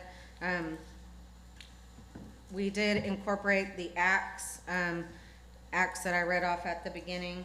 Some of the changes, 1B31 for instance, was something that's already monitored in the standards because the nutrition and physical activity rules are monitored through the standards. But to make it clear that we're monitoring all the different components of those rules, it was better to bring it out into its own standard to put everyone on notice that we're monitoring the different components of it.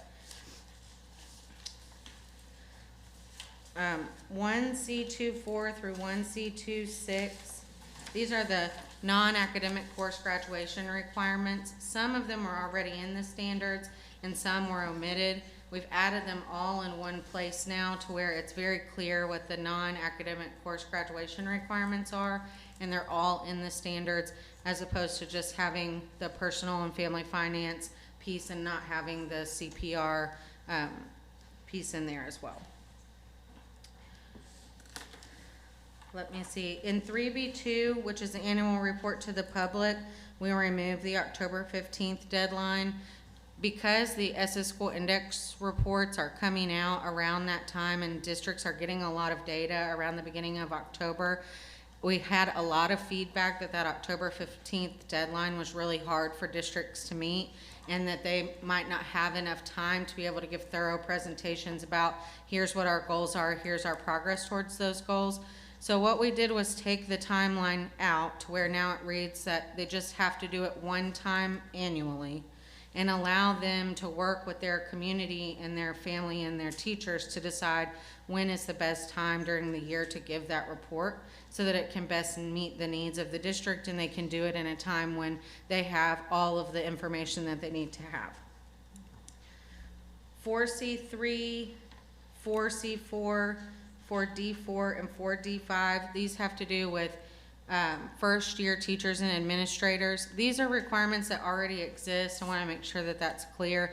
They just haven't been monitored through the standards before. So they require that a first year teacher or administrator be registered with the division so that we can ensure they're receiving 3 years of mentoring and support beginning the first year that they're administrator or a teacher, and that they're receiving summative evaluations once every 4 years at least. I think it's really the reason that we've decided to monitor it in the standards now is kind of as we have had many conversations in front of this board, it's really a time when we're trying to make sure that we're supporting new teachers so that we can ensure equal access to quality teachers throughout the state. And so that mentoring and support piece is really important, which is why we've added it to the standards. Any other change was either grammar or to change a typo or to incorporate something from the legislative pieces that I already read to you. They did go through a public comment. We received a few public comments independently, and then we had the stakeholder committee meeting, which was a big group, administrators, teachers, people from educational group, advocacy groups, some of our own staff from the division, all there to kind of talk about things that were working, not working, and to give us a lot of feedback, and they did not shy away from giving us that feedback. And I included all of those in the public comments and responses too, so that you could see them. And then on Monday, we presented these to the joint ed committee in front of the legislature and got some feedback from them as well. As the secretary stated, they're not meeting, ALC's not meeting during this session, which is why we asked for them to be added today. They do need to be in place for the next school year, and we have to begin building the system, changing the system that monitors that as soon as possible so that it's in place and we get off to a good start at the beginning of the next school year. I'm happy to answer any questions. Does anybody have any questions? Most of these changes were made before the public comment period. So the changes in the copy that you have that are highlighted are ones that we made after the public comment period, and I'll go over them really quickly. We added a law that I accidentally omitted from section 1.02 was added in. There was some grammar that we changed. In section 4.02, I changed those to the standards for clarity. I think the biggest change that we made in here was to add, let me find the section for you, Ms. Newton. In 1A43, which deals with recess, we pulled it out to be an individual standard for clarity. It was already being monitored by the standards, so nothing's changing in terms of what we're monitoring and what districts are expected to do. We just pulled it out of the standard that's above it so that it would be absolutely clear.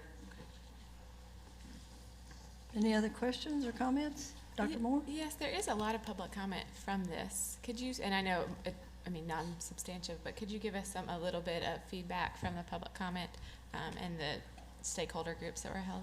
Sure. I think the biggest thing, and I'll take blame for it, is in a effort to make the language consistent throughout all of the graduation requirements, I changed it to say must receive 1 credit in personal and family finance.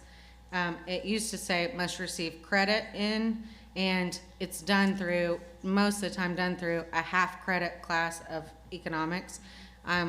A lot of people were concerned that was going to change. That was absolutely just my fault. So we changed that. We did get a lot of questions about why we were taking the October 15th date for the annual report to the public out. And there were some people that wanted it to stay in or wanted it to be later in the year. I think we have talked about it a lot internally and in the stakeholder group that it's important for schools to decide when it works best for them. Those are the 2 areas. We did also get some questions about why we were adding the administrator and teacher mentoring and support pieces, but those aren't new requirements. They're just new to being monitored. Most of the public comments were around those 3 areas. Thank you. Do we have a motion?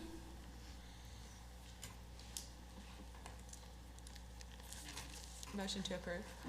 Moved by Dr. Moore, second by Mr. Williamson. All in favor? Aye. Opposed? And you did an excellent job in front of joint ed the other Thank day. you. Thank you for that. Are you ready, Ms. Dedman? We'll pull, I have a motion to pull number 6 off the table. Moved by Mr. Williamson. Second by Dr. Hill. All in favor? Opposed? Okay, proceed. Jennifer Dedman, attorney for the department. In response to your earlier question, I'd like to take you to those sections and look at those sections with you. I'll start on page 6 of the rules at sections 2-2.02 and 2-2.03. You'll see that it says student grades should reflect the knowledge and skills demonstrated by the student through class assignments, tests, presentations, and projects that reflect the Arkansas academic standards. The following section refers to standards-based grading. Of course, that's in reference to that section before it.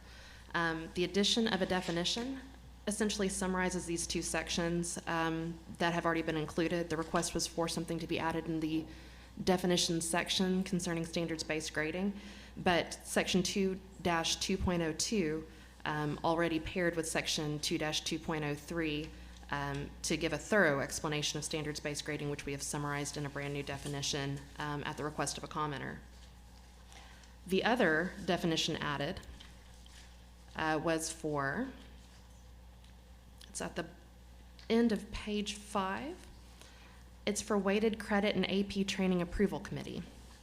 If you look at the bottom of page 18 of the rules, there is a section that read, other similarly rigorous training approved by a committee comprised of division program directors and advisors with AP and content expertise.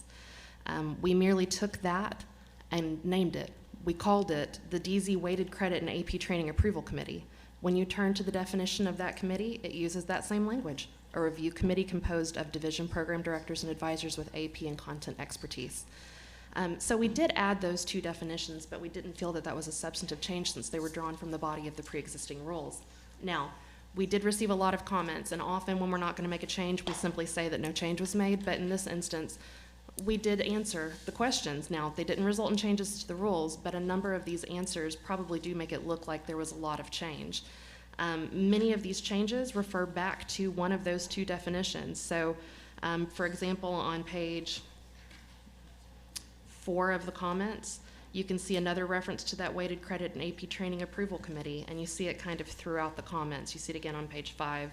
So although it looks like there were several changes made, most of the changes were those two changes. There was a change made to add the word private in front of institution to, higher education. So the phrase was private institution. It clarified private institution of higher education, which was already clear in the law, but further clarifying language was added at the request of a commenter. And we made some changes. Back up a second. What about that very next one there, after the one about private institution of higher education? What page, Ms. Newton? On page 5, the very next comment. Okay.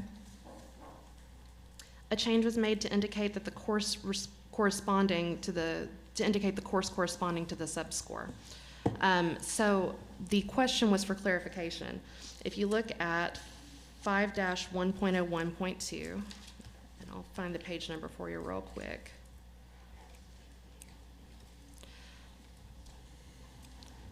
On page 12, the question from the commenter was, is that all three, or is it and or either or? We made a change to clarify or. The subscore of 17 is required in the subject where they wish to enroll. For example, when we're talking about a subscore of 17, we don't mean you have to have a subscore of 17 in math in order to enroll in English. We mean a subscore of 17 in the relevant course. So the change that we made was to clarify that it means in that course. So mostly the change was an explanation in the public comment. So it's not really a big change in the rule. You're purely looking at the explanation in the public comment, I think, on that one. So you didn't really change anything in the rule there itself then? I'm seeing two changes in the rule, a comparable score on the SAT and of higher education. I think it was the addition of that comma. Okay.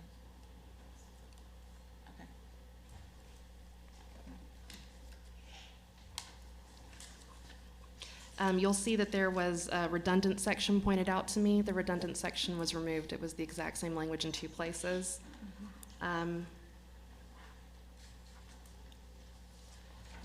There was a request to call the College Board, capitalized the College Board, which is their correct name. I made several changes corresponding to that. And the College Board requested that we put back in a section that had previously been in the uniform grading scales. And that was honored. It was not new language. It was for clarity. They asked if we would put back in the statement of learner outcomes. There's one other one that I had marked as a question. It's on page 8 of the comments, Yes, ma'am. the number 5 there.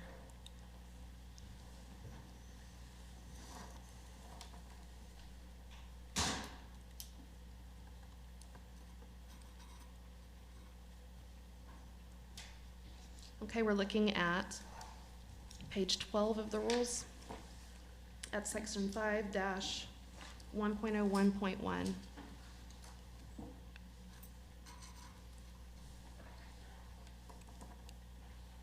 No, I'm sorry. Section 12 at let's see. It's not on page 12. It's section 5-1.04 at number 5 there. And that's at the bottom of page 13. Okay.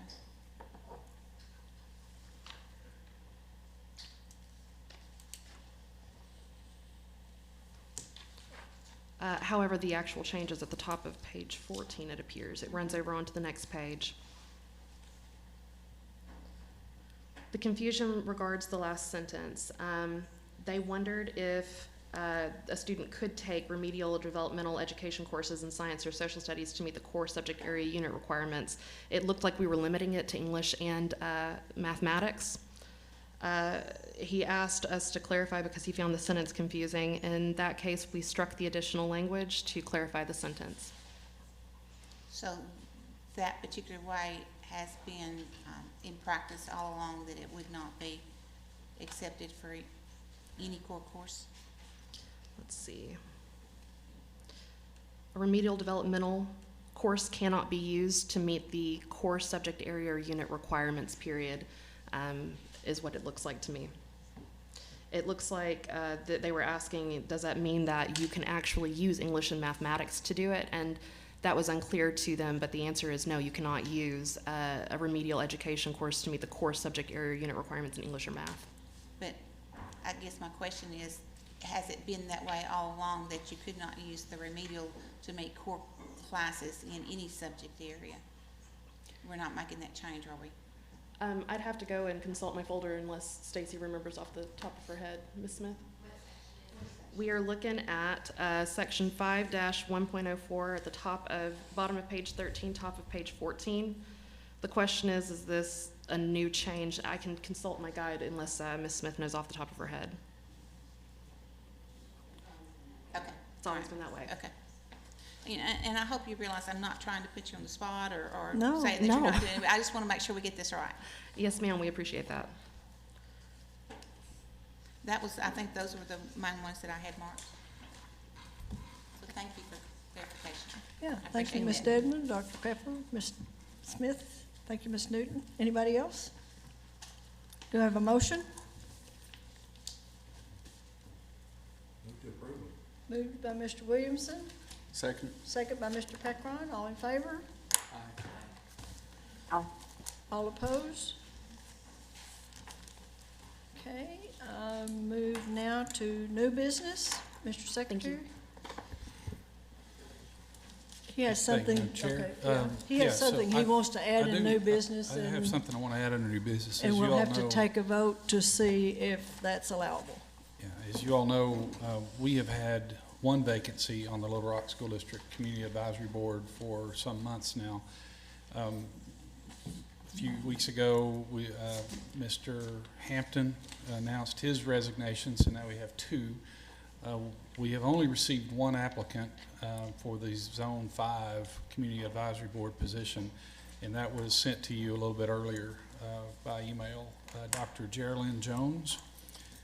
She works at UAMS, is on the staff there, and as I said, is the only applicant.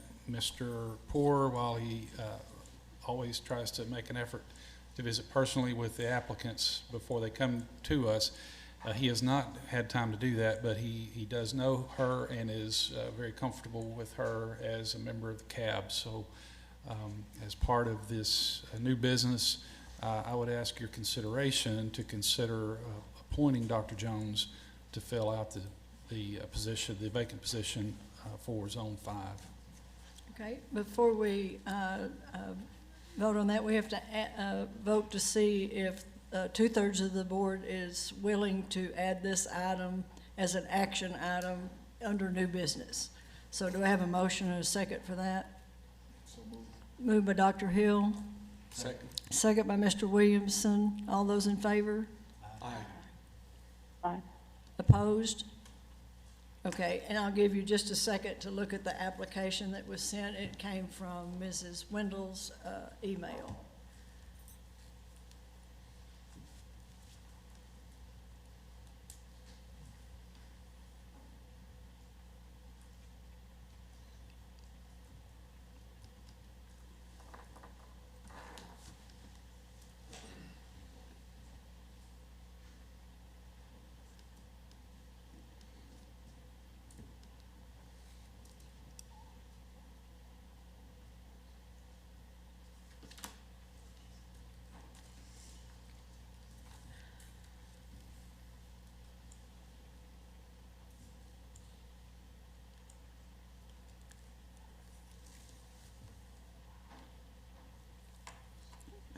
Okay, I'm ready with a motion if we have one. May I ask a question? Sure. So what did you say, which is the other zone that's open? I believe it's Zone 6 was Mr. Hampton's. And so you've received no applications for that? Took us a year to get this one. It's been quite a while. We are not, as of earlier this week, we have not received any applications. I've asked Mr. Poore he announced it that night, but I've asked Mr. Poore to make sure that the district use their avenues to communicate that. And What schools is in Zone 6? So some of us may know somebody that lives there. we can get that to you off the top of my head. Yeah. I don't have all those memorized, Ms. Zook, sorry. Do I have a motion? Motion to approve. Motion by Mr. Pecron. Second by Dr. Hill. All those in favor? Aye. Opposed? Aye. Okay, we can welcome Dr. Jones and her expertise and her children and her husband. Any other new business? May I speak for a moment? Sure. I think most of the people who are in this room already know this, but for those of you who don't, I'm going to be resigning effective as of the end of this meeting. I've taken on a new employment role that's going to require quite a bit of travel, and it's not going to be compatible with my continued service. I'm very sad to say that. I've enjoyed my brief time on the board. I've enjoyed getting to know all of my fellow board members, Commissioner Key, and the staff. I commend you all for your hard work and dedication for the students of Arkansas. I think everybody I've met with and interacted with here always has that first and foremost in their minds. I know sometimes we have disagreements on what the best thing is, but I really do think that everybody here and in the department is student focused and wants to do right for the students, and I commend all of you for that, and I'm sorry I won't be able to continue to do that. Well, Thank you will be missed, and I know Mr. Dugan will miss you in particular.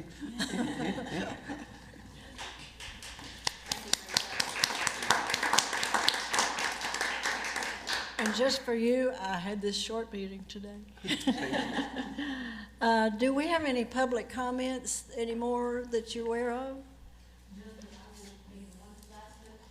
Okay.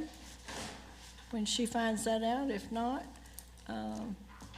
we will adjourn until everybody gets together for dinner. And if you'll let Ms. Wendell know whether or not you're planning to come to dinner, so it's at 6 o'clock, correct? Okay. And no comments? Okay, I'll have a motion to adjourn.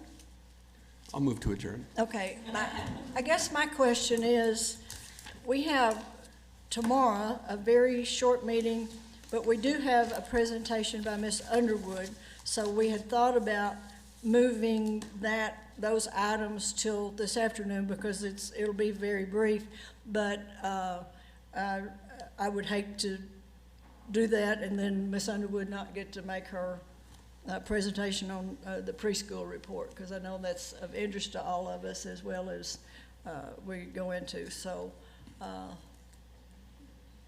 Ms. Smith has a statement. Her feelings won't be hurt if you push it to next month. I mean, absolutely. I mean, it will be fine. So Okay. she's not ready to do it this afternoon, but No. if you wanted to push that, that would not be So an issue. is there a request or pleasure of the board to do about 30 more minutes? Is there anything, as far as we have to give public notice that a meeting's going to be changed and not getting done? Ms. It's- Freno or Ms. Hyatt would have to answer that. They're filtering through the parliamentary procedures and board procedures. Give us just a moment.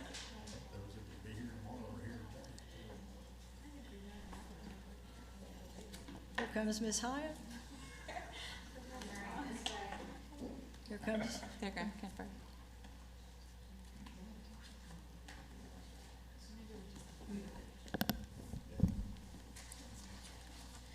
It's always good news when you and your boss agree on something. I don't think that you can do it without a 2 hours notice to the public since the agenda was published indicating that the reports would be tomorrow.